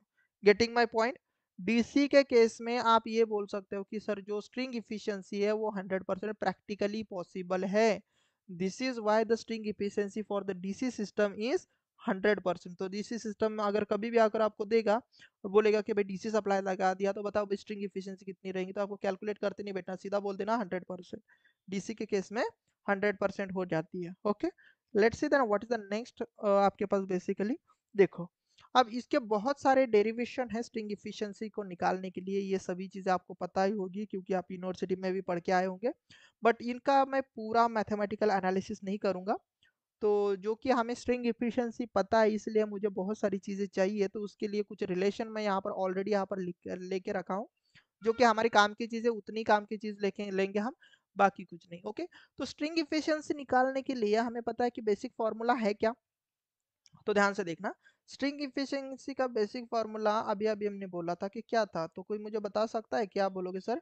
सर यहाँ पर था पर फेज वोल्टेज डिवाइडेड बाय हम क्या करेंगे sir, n number of string into sir जो भी सर लोवेस्ट वोल्टेज था, सर लोवेस्ट स्ट्रिंग थी सर उसका वोल्टेज डैश लेंगे। अभी मैंने कितने लिए यहाँ पर कैपेसिटेंस कितने हैं, हर एक डिस्क को मैंने कैपेसिटेंस से रिप्लेस किया हुआ है। तो ये एक डिस्क है, ये सपोज सेकंड डिस्क है और ये थर्ड डिस्क है, यहाँ पर मैंने उसको कैपेसिटर से दिखाया है। तो पूरा फेज वोल्टेज कितना बनेगा आप बोलोगे sir, V1 plus V2 plus V3 बनेगा सर फेज वोल्टेज, राइट। तो ये सभी मिलकर तो एक वोल्टेज बनेगा ना, फेज वोल्टेज सपोज V पर फेज, जिसमें आप बोल सकते हो V1 plus V2 plus V3 बनेगा ना। तो इसीलिए मैंने क्या लिखा, V1 plus V2 plus V3 किसके लिए लिखा, पर फेज वोल्टेज के लिए। डिवाइड बाय अगर मैं करूंगा तो यहाँ पर कितने डिस्क है मेरे पास, तो आप बोलोगे सर 3। एंड सबसे लोवेस्ट वाले के लिए कितना वोल्टेज है, तो आप बोलोगे सर V3। यस, परसेंटेज चाहिए तो मैं इसको कितने से मल्टीप्लाई करूंगा भाई, 100 से। तो ये मेरे पास स्ट्रिंग इफिशियंसी का फॉर्मूला बन जाएगा कि नहीं बन जाएगा, बताओ अभी। अब तो बोलना चाहिए कि हाँ सर अब तो ये चीज़ हमें समझ में आ चुकी है। तो ये बहुत ही प्यारा सा और नन्हा सा फॉर्मूला है हमारे पास, जो कि किसका है, स्ट्रिंग इफिशियंसी का, राइट। तो ये स्ट्रिंग इफिशियंसी का फॉर्मूला बना। अब इसमें अगर देखते हो तो इसमें एक चीज देख सकते हो कि हमारे पास V1 है, V2 और V3। अब V1 V2 3 कैसे हमें पता चलेगा, तो उसको अगर आप थोड़ा जुगाड़ करोगे तो भाई V1 V2 V3 आपको पता चल जाएगा, कोई दिक्कत ही नहीं उसमें। यस, तो देखो ये जो V2 होता है इसको आप इन टर्म्स ऑफ V1 लिख सकते हो, V2 को किसके टर्म में लिख सकते हो आप, V1 लिख सकते हो। जो कि आपके पास क्या है, V2 is equal to 1 plus K into V1, ये एक डेरिवेशन पूरा डिराइव करके आता है, याद रखना। V3 is equal to V1 into 1 plus 3K plus K square is, ये आपके पास बनेगा प्लस के स्क्वायर आपके पास बनेगा, तो ये V3 की वैल्यू बनेगी। और इन सभी चीज़ों को अगर आप ऐड करोगे V1 प्लस V3 को, तो टोटल वोल्टेज का ये एक फॉर्मूला बनेगा आपके पास, that is nothing but V1 dash plus 3 plus sorry क्या बनेगा आपके पास, 3 plus 4K plus K square, ये चीज़ बनेगी, राइट। तो ये सभी चीज़ें अगर आप यहाँ पर पुट कर दोगे तो क्या चीज़ें बनेगी आपके पास। यस, तो आप क्या बोलोगे, ये जो फॉर्मूला अगर आप यहाँ पर पुट कर लेते हो तो जो V3 की वैल्यू है वो V1 प्लस V2 3 की वैल्यू कितनी बनेगी, तो आप बोलोगे V1 इंटू सबकी वैल्यू एडिशन की हुई ना, तो 3 plus 4K plus K square divide bye 3 into V3 की वैल्यू देखो ना, ये वाला वैल्यू पुट कर दो तो V1 into 1 plus 3K plus K square. तो आप क्या बोलोगे सर, ये V1 कटेगा और यहाँ पर 100% है तो भाई परसेंट से मतलब 100 से मल्टीप्लाई करना पड़ेगा। तो what is the formula, what is the final formula, तो आप बोलोगे sir 3 plus 4K plus K square divide bye 3 into 1 plus 3K plus K square into 100। तो ये आपके पास फाइनल फॉर्मूला बन जाएगा। अब हर जगह पर आपको क्या दिख रहा है सर, के दिख रहा है। अब ये के है क्या, तो के के लिए मैंने यहाँ पर एक चीज लिखी है, तो के एक बेसिकली रेशियो है कैपेसिटेंस का, दो कैपेसिटेंस का रेशियो किसके, तो K is nothing but Cm upon C. Yes, Cm upon Cs होता है, Cm मतलब म्यूचुअल कैपेसिटेंस एंड दूसरा Cs मतलब सेल्फ कैपेसिटेंस होता है। अब ये चीज आपको पता होनी चाहिए कि Cm कौन सा, दो तरीके के कैपेसिटेंस आपको यहाँ पर दिखेंगे, तो ये एक है, ये दूसरा है, ये तीसरा है, और ये देखो 1 2 और ये 3। तो दो तरीके के कैपेसिटेंस, राइट। एक तो आपके पास ये जो डिस्क है उससे बनने वाला एक कैपेसिटेंस, यस, ये जो डिस्क है उससे बनने वाला है कैपेसिटेंस। अब मुझे बताओ, जो डिस्क है उसी का ही कैपेसिटेंस, तो हम इसको क्या बोलेंगे? इसी को हम सेल्फ कैपेसिटेंस बोल सकते हैं ना, C S, C S, C S, right. और जो आपके पास ये बेसिकली ये टावर होता है, टावर बॉडी एंड आपके पास जो स्ट्रिंग है उसके बीच में जो कैपेसिटेंस बनता है, ये जो वट एवर भी द कैपेसिटेंस, ये जो आपके पास कैपेसिटेंस बनेगा बेटा, तो इसको बोलते हैं हम म्यूचुअल कैपेसिटेंस। क्या बोलते हैं हम? इससे जो बनने वाला कैपेसिटेंस रहेगा उसको हम बोलेंगे म्यूचुअल कैपेसिटेंस। यस, इसको हम बोलेंगे म्यूचुअल कैपेसिटेंस। ओके, तो ये एस एस बन जाएगा ना, के इंटू एस। तो यहाँ से अगर आप के की वैल्यू देखोगे तो क्या बनेगी? C M upon C S. तो याद रखना, C M upon C S. अब बहुत सारे बच्चे इसमें गड़बड़ा जाते हैं, सर ये C S upon C M हमें याद नहीं रहता, C M upon C S है कि C S upon C M है। तो याद रखना के की वैल्यू में आप अगर ये चीज समझ लिया ना, तो ये बहुत इंपॉर्टेंट है, के की वैल्यू आपके हमेशा लेस देन वन ही आएगी। अगर आपने C S upon C M लिया ना, तो आपका के की वैल्यू ग्रेटर देन वन बन जाएगी। तो ये आपको इंडिकेशन देगा कि आपका कुछ तो आया, मतलब फॉर्मूला गलत हुआ है। तो याद रखना हमेशा क्या है कि के की वैल्यू हमेशा आपके पास लेस देन वन ही आनी चाहिए। मतलब सपोज 0.2, 0.1, 0.3, 0.5, ऐसा आपका के वैल्यू हो सकता है। ऐसा नहीं होगा कि 2, 3, 4, 5 ऐसी वैल्यू नहीं रहेगी, वन से छोटी आपके पास वैल्यू रहेगी। तो this is a very very important, so that आप अगर गलती भी करोगे तो आपको ये चीज समझ में आ जाएगी कि C M upon C S है कि C S upon C M है। तो याद रखना C M upon C S है, और ये आपके पास के की वैल्यू देगा। याद रखना सीएम मतलब कौन? Chief minister. ऐसे समझ लो चीफ मिनिस्टर के पास ज्यादा पावर होती है कंपेयर टू सीएस से, राइट। सीएस, अब सीएस को आप किसी किसी से भी सेक्रेटरी ले लो सपोज, तो सेक्रेटरी जो नॉर्मल सेक्रेटरी जो होते हैं उनसे हिसाब से सीएम की सपोज ज्यादा पावर है, तो सीएम को हमने ऊपर रखा, सेक्रेटरी को नीचे रखा। ऐसे आप याद कर सकते हो, दैट्स इट। यस, तो आप ऐसे याद रख सकते हो कि के क्या है हमारे पास? C M upon C S है। तो ये फॉर्मूला इज इंपॉर्टेंट है क्योंकि इससे न्यूमेरिकल बनते हैं। Let's see the what is in the next PPT basically. अब देखो यहाँ पर मैंने एक क्या रखा हुआ है, यहाँ पर मैंने रखा है एक टेबल, और ये टेबल बहुत ज़्यादा इंपॉर्टेंट है क्योंकि ये टेबल आपको शायद ही कोई देगा। तो इसलिए ये टेबल मैंने यहाँ पर रखा हुआ है, थोड़ा ध्यान देना अभी, ओके, क्योंकि इस टेबल को आपको देखना है। कुछ नहीं करना है, यहाँ पर जो मैंने लिखा था ना कि V1 इज इक्वल टू क्या है, V2 इज इक्वल टू क्या है, V3 इज इक्वल टू क्या है, ये आप कैसे निकाल सकते हो? इसके लिए ट्रिक है बेटा। क्या है? इसके लिए आपके पास बहुत ही प्यारी सी ट्रिक, उसको कुछ नहीं करना, आपको थोड़ा प्यार समझना है। कुछ मत करना है, यहाँ पर V1, V2, V3, V4 ऐसा आप ये सिलसिला अप टू जितना बढ़ाना चाहते हो बढ़ा सकते हो, कोई चीज है ही नहीं इसमें। तो मैंने अप टू सपोज V6 के लिए लिया है, तो मैं यहाँ पर थोड़ा सा आपको समझाने की कोशिश कर रहा हूँ। साइड में देखना, बस इधर मत देखना। कुछ मत करो, यहाँ पर V1 लिखना, V2, V3, सपोज यहाँ पर V4, मैं V4 तक ही समझाता हूँ, देन मैं इस टेबल से समझाऊंगा। ऐसा टेबल बना लेना। अब इसमें क्या करना है, सबसे पहले इसके पहले रो तो पहले वन वन से आपको भर देना है। पहले रो आपको क्या करना है? वन वन से भर देना है। देन जो दूसरा रो रहेगा, दूसरा रो पहले का वन फिल हो गया ना, देन उसके बाद यहाँ पर आपको लिखना है के। यस, देन ऐसी लाइन मारनी है। यस, दूसरा रो आपके पास पूरा के से भर देना है। यस, पहला छोड़ के। देन तीसरा जो रो रहेगा, अब पहला दूसरा छोड़ के यहाँ पर आपको करना है के स्क्वायर, यहाँ पर करना है के स्क्वायर, राइट। अब तीसरे के लिए क्या करोगे आप? यहाँ पर करोगे के क्यूब, यहाँ पर नहीं करोगे, कहाँ पर करोगे आप? यहाँ पर करोगे भाई, के स्क्वायर जहाँ से स्टार्ट किया था ना उसके जस्ट नीचे के क्यूब करोगे, और यहाँ पर आएगा सपोज के क्यूब कर लेते हैं ऐसे। अब यहाँ पर जो नंबर आते हैं वो कैसे आते हैं? कुछ नहीं, देखो अब यहाँ पर ये पहले दूसरे के लिए तो कुछ है ही नहीं, बट जैसे आप तीसरे के लिए आओगे ना, तो क्या करना है आपको? इनके जो कोएफिशिएंट होते हैं, इनके कोएफिशिएंट की एडिशन करनी। किनकी? ध्यान से देखना, यहाँ पर ध्यान से देखना, यहाँ पर मैं इसे लाइन खींच रहा हूँ, तो यहाँ पर वन का कोई के का कोएफिशिएंट कितना है? वन। तो आप क्या करोगे? One plus one plus one, तो कितना आ जाएगा? थ्री। तो उसको यहाँ पर लिखना थ्री। दिखाई दिया? तो यही चीज मैंने यहाँ पर की, इनके जो कोएफिशिएंट है, इसकी इसकी एंड इसकी वैल्यू मैंने यहाँ पर रखी हुई। समझ में आया? ये बहुत ही इंपॉर्टेंट है। तो थ्री कैसे आया? तो थ्री बेसिकली इसके वजह से आया। मैं यहाँ पर थोड़ा कलर भी दे देता हूँ so that you will get the better idea. यहाँ पर कुछ नहीं, मतलब वन। तो ये वाला कलर याद रखना, तो ये वाले कलर से मैंने ये थ्री पाया हुआ है, राइट। आप ऐसे समझ सकते हो, ये ट्रिक मैं आपको दे रहा हूँ। यस, ये आपके पास ऐसा थ्री बनेगा। अब जैसे आप सपोज यहाँ पर लास्ट में, तो देखो लास्ट का कोएफिशिएंट तो वन ही रहेगा, इसमें कुछ है ही नहीं, तो यहाँ पर वन आ जाएगा। अब यहाँ पर छः कैसे आया? ये छः कैसे आया? तो उसके लिए मैं आपको थोड़ा सा समझाता हूँ कि ये छः कैसे आया रहेगा।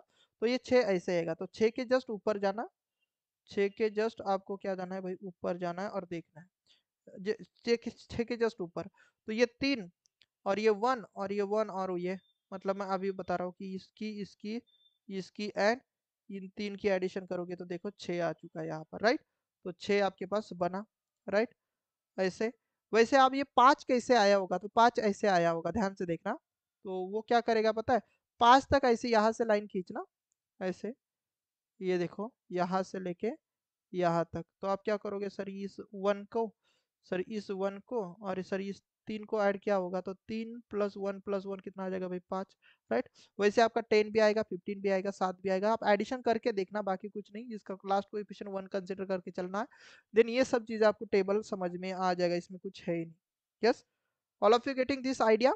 तो ये टेबल आपको ऐसे बनाना है, थोड़ा सा 1-2 बार प्रैक्टिस कर लोगे तो ये चीज़ आपको समझ में आ ही जाएगी, इसमें कुछ ही बड़ी बात नहीं है। Okay, okay fine. तो ये हमने देख लिया भाई टेबल, और ये ट्रिक आपको याद रखनी है। ओके, अब इससे आपको ये क्यों याद रखना, ये भी इंपॉर्टेंट है ना। तो इससे बेटा आपके पास V1 इज इक्वल टू, आप देख सकते हो कि 1 ही है, तो हम बोलेंगे V1 इज इक्वल टू, हम 1 ही कंसिडर करेंगे, मतलब कुछ ही नहीं है। But V2 is equal to क्या करना है आपके पास, तो आप बोलोगे सर 1 + k हो जाएगा, in terms of multiply with V1 करना है, याद रखना हर बार V1 से मल्टीप्लाई करना है। तो V3 के लिए क्या लिखोगे, देखो तो V3 के लिए क्या बनेगा, 1 + 3k, 3k प्लस आप क्या लिखोगे, k², और इसको किससे मल्टीप्लाई करना है, V1 से मल्टीप्लाई करना है। तो V1 तो V1 ही है, तो V1 के लिए कोई दिक्कत नहीं, राइट। यस, तो देखो कि V1 तो V1 ही है, राइट। तो वैसे आप क्या करोगे, अगर मुझे पर फेस, देखो यही रिलेशन हमारे पास अभी बने थे, जो मैंने अभी आपको दिए थे ना, यही रिलेशन आपके पास बने थे, V1 V2 एंड V3, क्योंकि ये लगते हैं हमें।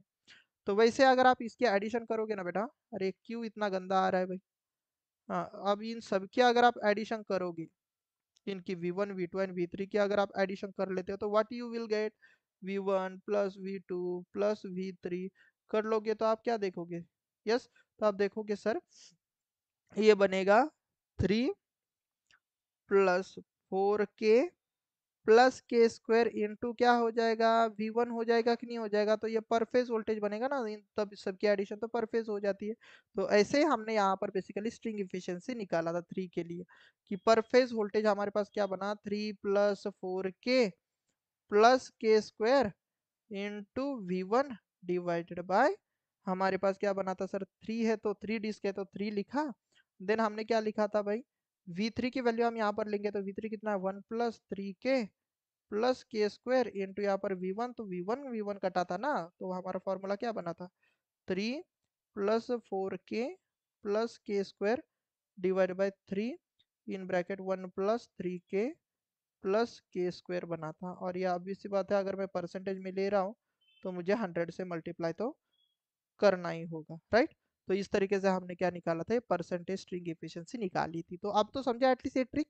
यस, अब ये ट्रिक मैं यहाँ पर ऐसे रखता हूँ, बट आप अच्छे से देख लेना इसको, ठीक है।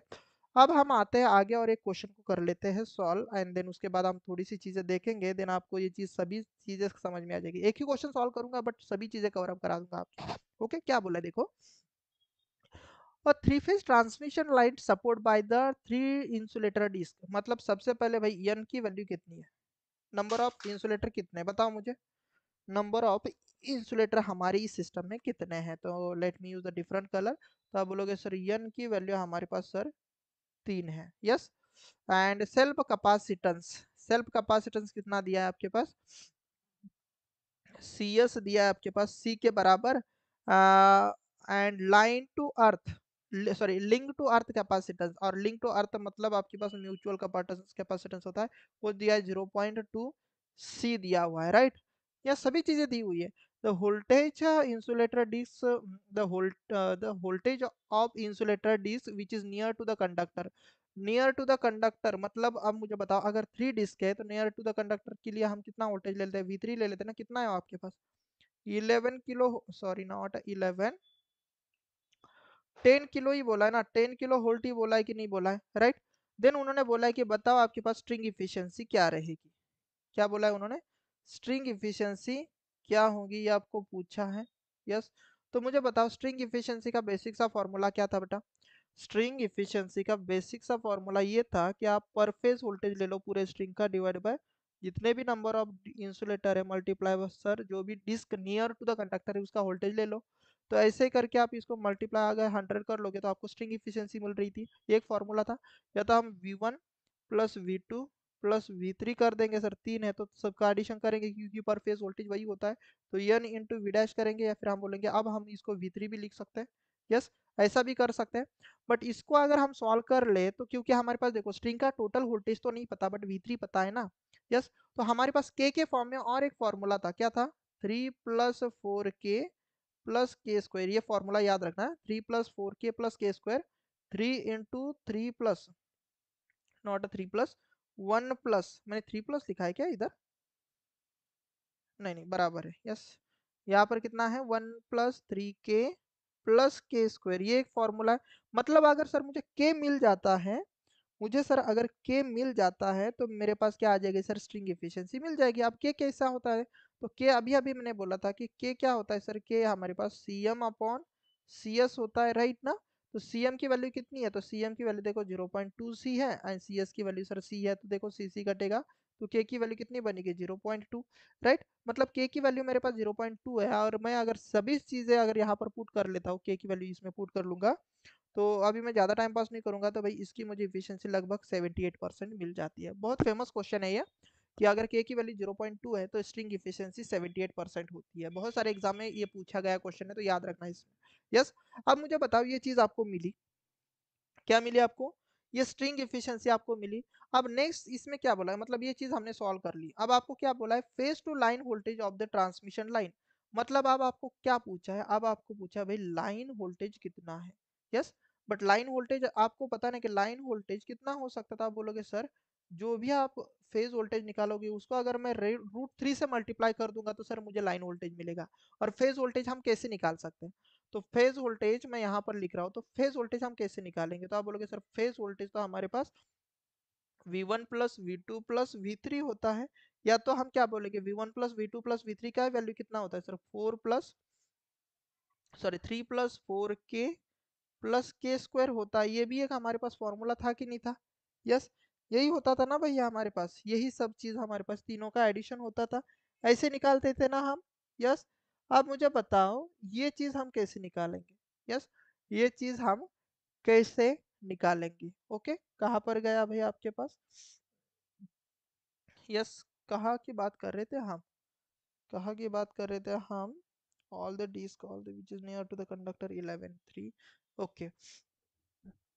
अब ध्यान से देखना पर फेज लाइन वोल्टेज आपके पास कितना बना, ये चीज आपके पास बनी हुई है।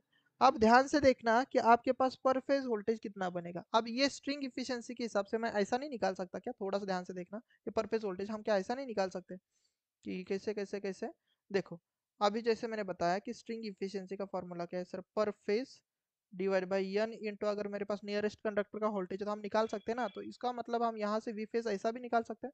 तो इफिशियंसी हमारे पास 78%, मतलब 0.78 लेंगे, is equal to per phase voltage हमें नहीं पता sir, divide by, but 3 disc है और नियर टू द कंडक्टर की वोल्टेज हमें पता है कितनी है सर, 10k है। तो इसको अगर मैं मल्टीप्लाई सॉल्व करूंगा तो पर फेज वोल्टेज अगर आप सॉल्व कर लेते हो तो यू विल गेट अराउंड 23.4 के आपके पास ये वोल्टेज मिलेगा। बट ये कैसे मिलेगा सर, ये पर फेज वोल्टेज है, आपको क्या पूछा गया है, देखो बेटा लाइन वोल्टेज पूछा गया है। तो आप क्या करोगे सर, इसी को √3 मल्टीप्लाई बाई 23.4 के होल्ड करोगे, तो मुझे बताना कि आपका आंसर कितना आएगा। यस, या तो इसको सॉल्व कर लोगे, तो मैं अभी कैलसी पर कर ले रहा हूँ, तो ये आएगा मेरे पास लगभग 40.5 के होल्ट, इतना आपको देखने को मिलेगा। यस, लाइन वोल्टेज आपको देखने को मिल रहा है।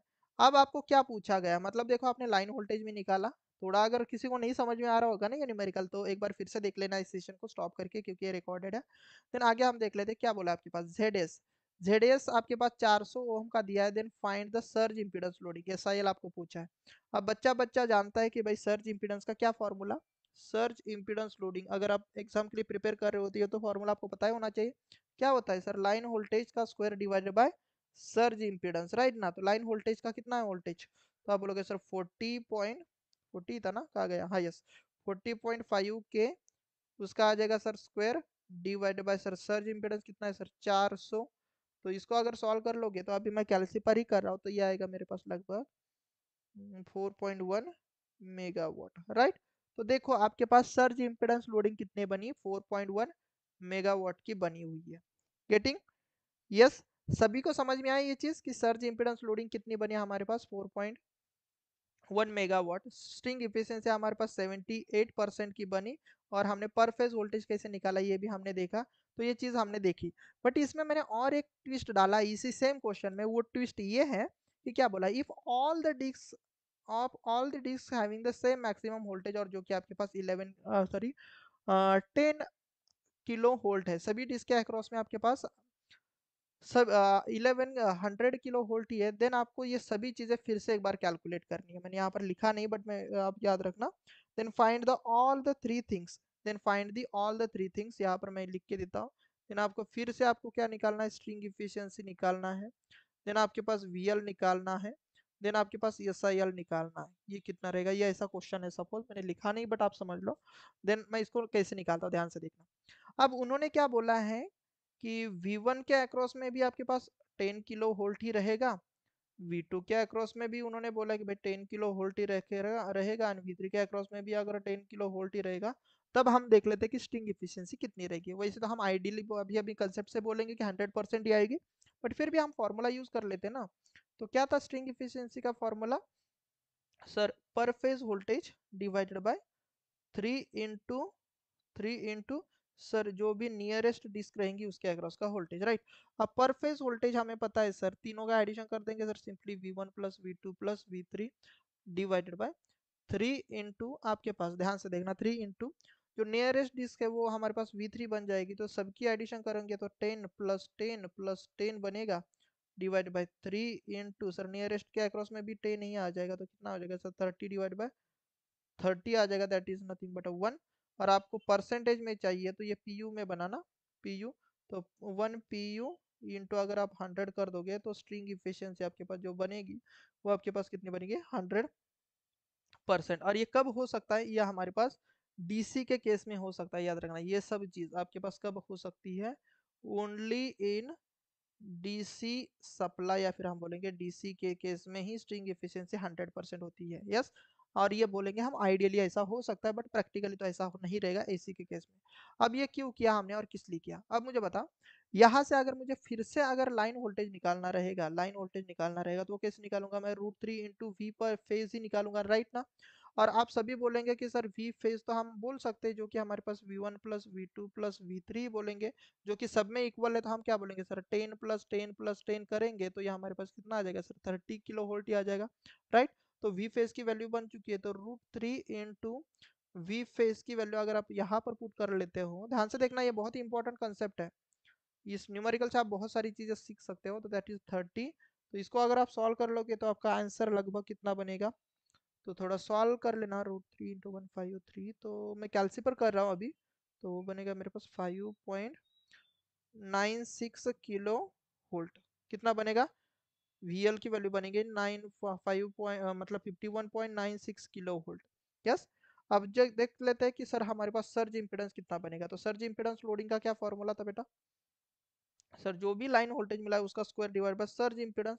तो लाइन वोल्टेज कितना मिला है अभी आपको बताओ, लाइन वोल्टेज कितना मिला है। एक सेकेंड, मेरा कैलसी गिरा है नीचे तो उसको मुझे पिकअप करने दो एंड देन मैं सेशन को स्टॉप मतलब कंटिन्यू करता हूँ। तो कितना बना हमारे पास लाइन वोल्टेज, तो वो बना है सर 51.96 किलो वोल्ट है, तो उसका करना है स्क्वायर डिवाइडेड बाय हमारे पास इम्पीडेंस था सर 400। तो इसको अगर आप सॉल्व कर लोगे तो यू विल गेट अराउंड कितना आएगा आंसर, कैलसी से मैं सॉल्व कर रहा हूँ तो ये आपके पास होगा 5.96 डिवाइड बाय 400, तो ये रहेगा आपके पास 6.75 मेगा वॉट के बराबर, राइट।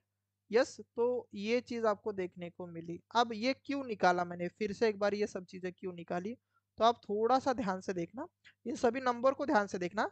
एक तो स्ट्रिंग इफिशियंसी देखना 100%, तब देखना कि आपके पास लाइन वोल्टेज कितना है, और तब देखना कि आपके पास सर्ज इंपेडेंस लोडिंग कितनी है। तो सर्ज इंपेडेंस लोडिंग को ही आप याद रखना है, बोलते हो आइडियल पावर ट्रांसफर कैपेबिलिटी भी इसको बोला जाता है, कैपेसिटी या तो कैपेबिलिटी भी बोला जाता है, right. Ideal power transfer capacity of किसकी, ट्रांसमिशन लाइन की, ओके। आइडियली इतना पावर ट्रांसफर कर सकता है, ऐसी कैपेसिटी।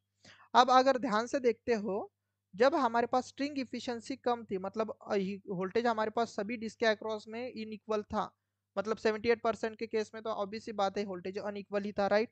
क्योंकि वहां पर स्ट्रिंग इफिशियंसी ऑब्वियस सी बात है 100% नहीं आई थी। तो उस समय आप देख सकते हो कि हमारे पास जो लाइन वोल्टेज है वो कितना बना। तो लाइन वोल्टेज कहाँ पर गया भाई? देखो 40 पॉइंट समथिंग समथिंग, मतलब 40 केवी समझ लो, 2 मिनट के लिए। और मैक्सिमम पावर आप कितना ट्रांसफर कर सकते थे उस लाइन में से? तो 4 मेगावाट ऐसा समझ लो, बस 4 मेगावाट की आप उस ट्रांसमिशन लाइन से पावर ट्रांसफर कर सकते थे। बट जैसे ही आपने ध्यान से देखना, जैसे ही आपने स्ट्रिंग इफिशियंसी बढ़ा दी, अब आपने कुछ जुगाड़ किया रहेगा, या फिर सपोज आपने सेम सिस्टम आप डीसी से अप्लाई किए, जब हमारे पास स्ट्रिंग इफिशियंसी बढ़ गई, तो उस समय आप देख सकते हो कि जो आप 40 किलो वोल्ट का जो सप्लाई था, लगभग 40, वो आप 50 किलो वोल्ट के नजदीक लेके आ रहे हो, मतलब 51 पॉइंट समथिंग, मतलब समझ लो ना 50। तो 10 केवी से वोल्टेज आप ज्यादा वहां पर लाइन वोल्टेज आपको देखने को मिल रहा है। साथ ही साथ जो आप 4 केवी 4 मेगावाट का जो पावर ट्रांसफर कर पा रहे थे, जब हमारे पास 78% स्ट्रिंग इफिशियंसी थी, वो पॉइंट, हाँ, वो पावर हमारे पास 6.75 मेगावाट तक गई है। मतलब देख सकते हो कि लगभग आपके पास 2.75 इतनी मेगावाट पावर आप ज्यादा ट्रांसफर कर पा रहे हो, जब हमारे पास 100% इफिशियंसी होती है, या फिर हम बोलेंगे डीसी सप्लाई होता है। इसीलिए हम डीसी सिस्टम यूज कर लेते हैं बेसिकली, सो दैट हम ज्यादा पावर को ट्रांसफर कर सकते। ओके, तो हम क्या कंक्लूजन निकालेंगे? तो हम निकालेंगे सर कंक्लूजन ये कि अगर हमारे पास हाइयर इफिशियंसी होती है, तो क्या होता है सर, हम सभी डिस्क को सेम वोल्टेज पर ऑपरेट करा सकते हैं। हाइयर इफिशियंसी मतलब 100 रंगी, तो सबके बीच में अक्रॉस में सेम वोल्टेज रहेगा। दूसरी चीज, हमारे पास operating line voltage of the system improve हो जाता है, जो कि हमने देखा अभी भी कि सभी डिस्क के अक्रॉस, मतलब जो हमारे पास लाइन वोल्टेज था प्रीवियस केस में कितना था, 40 किलो ओम था। मतलब जब स्ट्रिंग हमारे पास, ध्यान से देखना, जब स्ट्रिंग इफिशियंसी हमारे पास 78% की थी, तब हमारे पास लाइन वोल्टेज लगभग 40 किलो वोल्ट का ही था। मैं एग्जैक्टली नहीं बता रहा, यस। बट जब हमारे पास स्ट्रिंग इफिशियंसी 100% बनी, तब हमारे पास लाइन वोल्टेज कितना गया था? लगभग 51 पॉइंट, तो मैं इसको 50 ले लूँ, तो 50 किलो वोल्ट देखा आपने। 10 केवी से आपने बढ़ा कर लिया कि नहीं आपके पास ऑपरेटिंग लाइन वोल्टेज, राइट? तो वोल्टेज बढ़ गया। देन आपके पास पावर ट्रांसफर कैपेबिलिटी भी इसके केस में आपके पास कितनी थी? तो सपोज 4 मेगावाट की थी, बट इसके केस में कितनी बनी थी हमारे पास? 6.75 मेगावाट की पावर आप ज्यादा ट्रांसफर कर पा रहे हो। तो यही चीज मैंने यहाँ पर बताने की कोशिश की है कि आपके पास ये एडवांटेजेस मिल जाते हैं अगर आप हाइयर स्ट्रिंग इफिशियंसी रखते हो। तो सभी डिस्क के अक्रॉस में सेम वोल्टेज जाएगा। Line voltage, operating line voltage आप बढ़ा सकते हो, एंड पावर भी आप ज्यादा ट्रांसफर कर सकते हो अगर आपके पास हाइयर स्ट्रिंग इफिशियंसी होती है। तो मतलब स्ट्रिंग इफिशियंसी जितना हाई रहेंगे हमारे लिए एडवांटेजेस है, राइट? अब हम देख लेते हैं कि सर यस, ये चीज क्या हो रही है भाई? यस, ये दोबारा हुआ ये चीज, तो शायद से मैं इसको अभी करूंगा यहाँ से गायब। यहाँ से गायब नहीं हो रहा है क्या? ठीक है, नहीं हो रहा है तो नहीं हो रहा, ठीक है, अभी मैं इसको नहीं करूंगा गायब। अब हम देखेंगे कि सर जो स्ट्रिंग इफिशियंसी है उसको हम कैसे बढ़ा सकते हैं। तो यहाँ पर मैंने कुछ पिक्चर और ये सब चीजें रखी रखी हुई, तो मैं यहाँ पर ज्यादा समझाते नहीं बैठूंगा। तो अगर मुझे स्ट्रिंग इफिशियंसी अगर बढ़ानी है, तो दूसरी एक पहला ही एक मेथड होता है, that is nothing but a long cross arm. जितना हम क्रॉस आर्म लंबा लेके जाएंगे, इसको हम बोलेंगे ना क्रॉस आर्म, तो उतनी हमारी स्ट्रिंग इफिशियंसी बढ़ेंगे। क्यों? क्योंकि देखो हमारे पास ये जो इसके बीच में जो कैपेसिटेंस क्रिएट हो रहा था, that is nothing but my CM, right? ये सीएम बन रहा था। और इसके बीच में ये जो कैपेसिटेंस के इनहेरेंटली जो कैपेसिटेंस यूज हो रहा था, that is nothing but CS. तो जिससे हमारे पास के की वैल्यू क्या बन रही थी? CM upon CS. तो ध्यान से देखना कि अगर मैं स्ट्रिंग इफिशियंसी में ध्यान से देखना, अगर मैं के की वैल्यू बढ़ा दूं, सॉरी घटा दूं, के की वैल्यू सपोज मेरे पास, ध्यान से सुनना मैं क्या बताने की कोशिश कर रहा हूँ। तो हमारे पास फॉर्मूला क्या था? 3 + 4k + k² divide by 3 plus, not, suppose मैं 3 डिस्क के लिए ले रहा हूँ, तो 3 × 1 + 3k + k², राइट? अब ध्यान से देखना, अगर मैं जितना हो सका के की वैल्यू अगर 0 0 कंसिडर करूंगा, तो 3/3 आ जाएगा, ऐसे समझ लो। तो आपके पास इफिशियंसी कितने हो जाएगी? 100%। इसका मतलब अगर मुझे इफिशियंसी बढ़ानी है, तो के की वैल्यू जितना कम हो जाए उतनी हमारे लिए बेटर है, राइट ना? तो के की वैल्यू जितनी कम रहेगी उतना हमारे लिए बेस्ट आइडिया रहेगा। क्यों? क्योंकि हमारे पास के की वैल्यू जितनी कम उतना हमारे लिए बेस्ट आइडिया है। क्योंकि उससे हमारे पास स्ट्रिंग इफिशिएंसी बढ़ रही है, थोड़ा सा मैथमेटिकली अगर समझ लोगे तो। यस, तो के की वैल्यू हम कैसे हम बढ़ा सकते हैं, सॉरी कम कर सकते हैं। के की वैल्यू हमें पता है ना कि C M upon C S है। तो मैं चाहता हूँ कि स्ट्रिंग इफिशियंसी बढ़ाने के लिए के की वैल्यू कम हो जाए। ध्यान से सुनना, अभी जो मैं रिलेशन बता रहा हूँ, स्ट्रिंग इफिशियंसी बढ़ानी है तो हमें क्या करना पड़ेगा, के की वैल्यू घटानी पड़ेगी। अब के की वैल्यू कब घटेगी, जब हमारे पास सीएम की वैल्यू घटेगी। सीएम की वैल्यू घटेगी। सीएम की वैल्यू कब घटेगी, ध्यान से देखना, ये सीएम की वैल्यू तो कब घटेगी, जब ये कैपेसिटेंस में हम ज्यादा से ज्यादा डिस्टेंस लाकर रखेंगे, मतलब नजदीक रखेंगे। इस स्ट्रिंग को अगर हम थोड़ा सा नजदीक लेके आएंगे टावर में, तो सीएम की वैल्यू ज्यादा हो जाएगी ना। जितना दूर लेके जाएंगे तो सीएम की वैल्यू हमारे पास कम होती जाएगी, राइट। सीएम की वैल्यू जितनी कम किए के जितना कम, जितना के उतना ज्यादा स्ट्रिंग इफिशियंसी हमें देखने को मिलेगा। इसीलिए हम क्या कर लेते हैं कि ये जो हमारे पास एक मेथड होती है स्ट्रिंग इफिशियंसी के लिए, तो हम ज़्यादा लॉन्ग क्रॉस आर्म यूज़ कर लेंगे। ज़्यादा लॉन्ग क्रॉस आर्म यूज़ कर लेंगे, तो अब मैं यहाँ पर सीक्वेंस देता हूँ। तो उससे आपके पास स्ट्रिंग इफिशियंसी इंप्रूव होगी। कैसे, आपके पास के डिक्रीज होगा। कैसे, क्योंकि आपके पास सी एम डिक्रीज होगा इसकी वजह से। यस, तो यहाँ पर मैं लिख के भी देता हूँ, K is nothing but C M upon C S.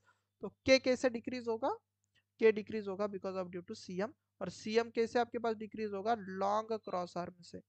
Long cross arm से। यही सब चीजें यहाँ पर मैंने रामायण महाभारत लिखा हुआ है, अगर आपको पढ़ना है तो आप पढ़ सकते हो, बाकी कुछ भी नहीं है। ओके, तो ये पहली मेथड है। बट मुझे एक चीज बताना, क्या ये फिजिबल है कि हम लॉन्ग क्रॉस आर्म लेके जाएंगे, तो आप क्या बोलोगे सर नहीं, क्यों, कि सर जितना हम लॉन्ग क्रॉस आर्म लेके जाएंगे ना सर, इसके लिए मटेरियल उतना ज्यादा लगेगा सर। वैसे तो हमारे पास हजारों में टावर होते ट्रांसमिशन लाइन में, तो ये जो हजारों में टावर है हमारे पास ट्रांसमिशन लाइन में, तो हर एक का अगर मैं क्रॉस आर्म बढ़ाते बैठूंगा तो हर एक टावर के पीछे बहुत ज्यादा खर्चा होने लगेगा। तो this is not a feasible solution to improve the string efficiency. मैं पहले बता देता हूँ, ये फिजिबल नहीं है मेथड है, आप ऐसा कर सकते हो, बट ये फिजिबल सॉल्यूशन नहीं है। आप स्ट्रिंग इफिशियंसी ऐसे बढ़ाओगे तो आपके ऊपर लोग हंसेंगे। तो सर हम क्या कर सकते हैं, तो दूसरी एक मेथड है हमारे पास, और एक थोड़ी सी advance method, that is nothing but grading of the disc. Grading of the disc, disc को ग्रेड करना। अब डिस्क को ग्रेड कैसे करना, मैं आपको थोड़ा सा प्यार से और नजाकत से समझाता हूँ। देखो, ये जो डिस्क है ना, सॉरी हम बोलेंगे ये जो स्ट्रिंग है ना बेटा, तो हमें पता है ना कि जहाँ पर स्ट्रिंग इफिशियंसी कम होती है तो हम क्या बोलते हैं, कंडक्टर के नजदीक जो स्ट्रिंग है, वो सॉरी जो डिस्क है वो ज्यादा इलेक्ट्रिकल स्ट्रेस आपके पास हैंडल कर लेती है, एंड जो दूरी पर है आपके पास डिस्क, वो इलेक्ट्रिकल स्ट्रेस कम हैंडल कर लेती है। तो हम यहाँ पर क्या करेंगे, इन डिस्क को ही अलग अलग मटेरियल से बनाएंगे, सो दैट ऐसा मटेरियल हम बना लेंगे कि ऐसा मटेरियल हम यहाँ पर यूज कर लेंगे।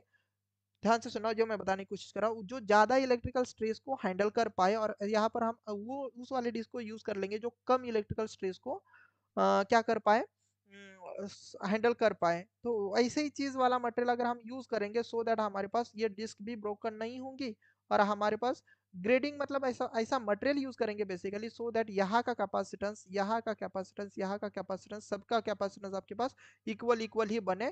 तो यहाँ पर मटेरियल हमारे पास डिसेंडिंग आपके पास या तो असेंडिंग ऑर्डर में रखा जाता है, सो दैट आपके पास, क्या रहेगा भाई, आपके पास वोल्टेज सबके अक्रॉस में सेम आ जाएगा।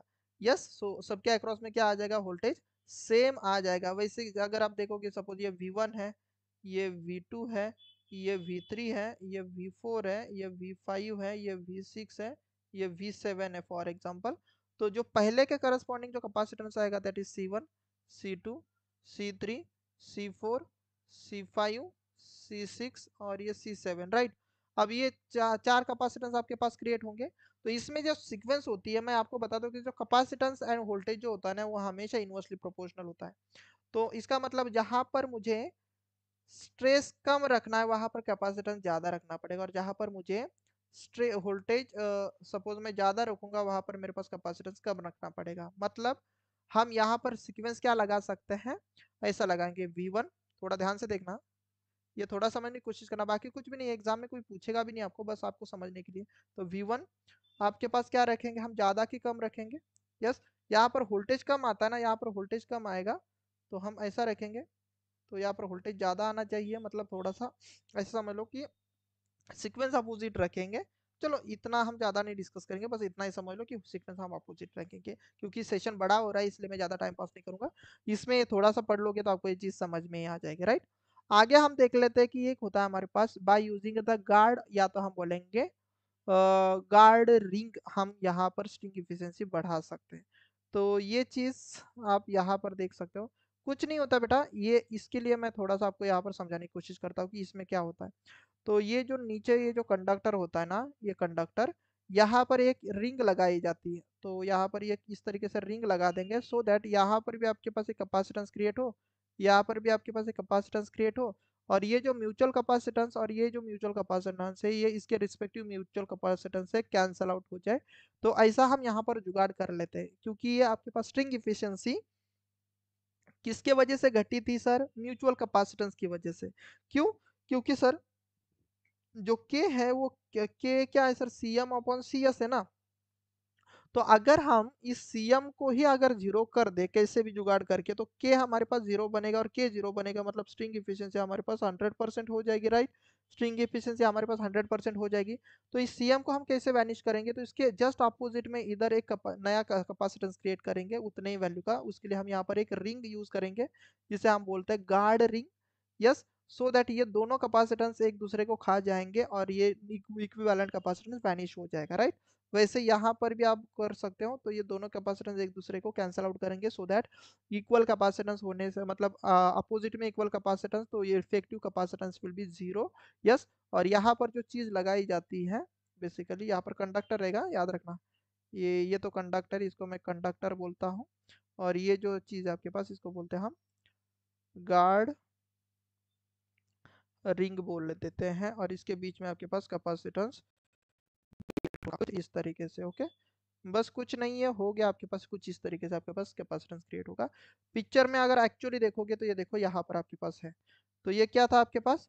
आर्क हॉर्न था, मैंने बोला था, बट ये जो चीज है इसको बोला जाता है guard ring. Okay, guard ring बोला जाता है, और इन सभी चीज को हम क्या बोलेंगे? स्ट्रिंग बोलेंगे। यस, स्ट्रिंग बोलेंगे। तो इस तरीके से आप ये चीजें कर सकते हो।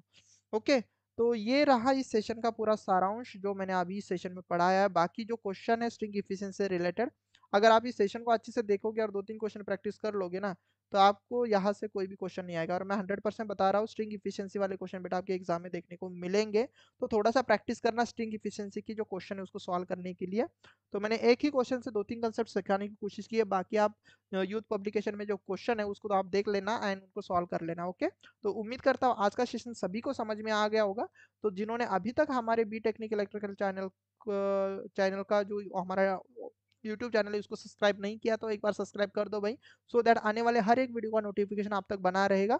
इस सेशन के पीडीएफ आपको मिल जाएंगे हमारे टेलीग्राम के ऑफिशियल मतलब टेलीग्राम चैनल पर। एंड इसका लिंक आपको डिस्क्रिप्शन साथ ही साथ में कमेंट सेक्शन में अटैच करा दूंगा। ओके, तो हम मिलते हैं नेक्स्ट सेशन में। Till then take care and bye everyone. Okay.